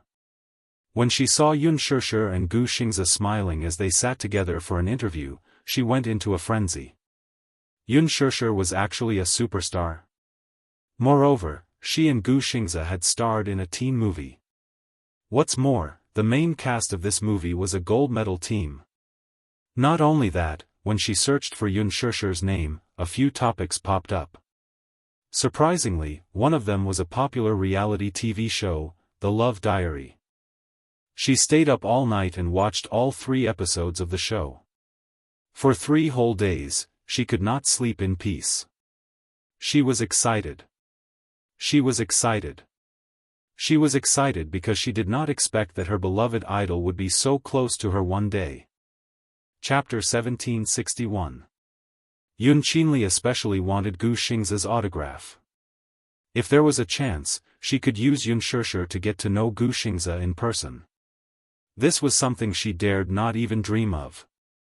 If she could use Xianxia to enter the entertainment industry, would she not be able to get closer to her idol? Yunqinli was so delusional that she did not even have the mood to look for a job. All she wanted was to find an opportunity to enter the entertainment industry. Yunqingmiao, on the other hand, did not chase after celebrities, but unlike her sister, she harbored another thought in her heart. It turned out that Xianxia's fiancé was so rich. Not only was he handsome and tall, but his family background was also so superior. How exactly did Xianxia manage to hook up with such a perfect man? If she had such a boyfriend, she would wake up laughing even in her dreams. Xiangyu, on the other hand, did not pay attention to these. The only thing she was concerned about was that since Xianxia was a celebrity and had such a rich fiancé, her family background should be extremely superior. She was focused on scheming. If she could hook up with Xianxia's family, given her relationship with Xianxia, they could be considered distant cousins. With such a rich cousin, she would not have to worry about glory and wealth for the rest of her life. In short, the 3 mother and daughter each had their own ulterior motives and different ambitions. Yunqinli gave Xianxia a call and indirectly asked her how she could enter the entertainment industry and become a celebrity like her. How could Xianxia not understand the hidden meaning in her words? Alas, she was too busy preparing for the engagement, so she did not have the time to care about her. She gave a perfunctory reply and did not say much more. Yunqinli was not discouraged, though. She thought to herself that she would discuss this matter with her after the engagement ceremony. She wanted to see if she could use her connections to open a back door for her to sneak into the production team and play a role. Who knew, she might become famous overnight. There was no telling. She might even become more famous than Xianxia. Yunqinli was so delusional that she could not settle down for a few days. The engagement ceremony was held on an island because Mu Yaja had considered many aspects before making this decision. Firstly, there was a castle on the island. After fetching the family and friends, the 2-day and 2-night celebration banquet would be relatively convenient, and there would be a private jet to shuttle them back and forth. More importantly, his wife had always dreamed of having a beach wedding. She had never mentioned these dreams but had written them down in her diary. He took a glance at it and memorized it in his heart. Although it was just an engagement ceremony, it was still a dream come true. He hoped that the engagement ceremony would be grand, but at the same time, it had a confidential atmosphere. There weren't many guests, but they were all important guests with deep connections. If they held an engagement ceremony on an island, not only would they not be disturbed, they could also ensure the safety of these guests. One had to know that many of the invitees to the engagement banquet were international politicians, even aristocrats and celebrities. They were the leaders of various countries. In 2 weeks' time, the arrangements on the island were completed. Mu Yaja had invested a lot of manpower and energy in this aspect. Chapter 1762. His personality dictated that as long as he was involved in something, he would naturally strive for perfection and strive for perfection. He did not like things with flaws, not to mention this was such an important moment in his life. He would not allow any mistakes in any part of the process. On the day of the wedding, he even sent out strict security. Even though it was on an island, he had to be alert to any possibility of an emergency. The venue was heavily guarded. Without an invitation, no one could enter. 2 nights before the engagement ceremony, Yunshurshu was suddenly so nervous that she could not sleep well. Wuxia had already flown to the island. The next day, he would send out a private jet to pick up all the guests. As for her, as the bride-to-be, another private jet would be sent to pick her up. She could not help but be curious and asked why. Wuxia mysteriously said, "You are my fiancé. Of course, you have to maintain a sense of mystery." Yunshurshu was amused by him and did not know whether to laugh or cry. Lying on the bed, she tossed and turned restlessly. Hugging the pillow, she recalled everything that had happened between her and Wuxia ever since they met. Every scene flooded into her mind, but it gave her the illusion that it was a lifetime ago. Fate was unpredictable. Perhaps she was born lucky to have met him and used up all her life's luck. When they first met, he was her employer. What about her? She was merely his surrogate mother. When they first met, they were still strangers. Then, she gave herself to him without any reservations. Out of helplessness, that was also the lowest point of her life. However, at that time, she did not expect that the man she was so afraid of that night would actually be her husband in the future. Fate was something that could not be explained clearly. However, fate was like this. If there was a slight mistake at every step, they could miss each other. Yunshurshu was sincerely grateful that they were able to come this far. The engagement ceremony was imminent. Yu and Xiao Yichen were also excited. Xiao Yichen complained that he wanted to be the microphone, but Yu rejected him. Idiot. It's an engagement party, not a wedding. There's no need for a flower girl. Mommy is not wearing a wedding gown. When Xiao Yichen heard this, he started chattering again. I thought it was a wedding. When is Mommy and Daddy's wedding? Yunshurshu smiled. I haven't decided on a date yet. Why, Xiao Yichen, are you that impatient? Xiao Yichen said matter-of-factly, of course. All I want is to see the day Mommy marries Daddy. Why? Because on that day, Mommy will definitely be very happy. I want Mommy to be happy. Xiao Yichen's words made Yunshurshu's heart feel sweet again. Yu said coldly from the side, this bewitching potion is really good. Humph. Even if Mommy gets married, Mommy will still love me the most. You're not allowed to steal my Mommy. Xiao Yichen pouted and said, what do you mean I can't snatch your Mommy away from you? Mommy is also mine. It's also mine. The two little guys did not agree and started to pinch each other again. Each of them hugged one of Yunshurshu's arms and acted coquettishly. Yunshurshu did not know what to do, but she did not know whether to laugh or cry. With two children at home, she really could not have a moment of peace. The next day, Wuxia's private jet arrived as scheduled. Yunshurshu and the two little guys boarded the same jet. The other jet was specially used to pick up the guests from both parties. There was something that had to be mentioned.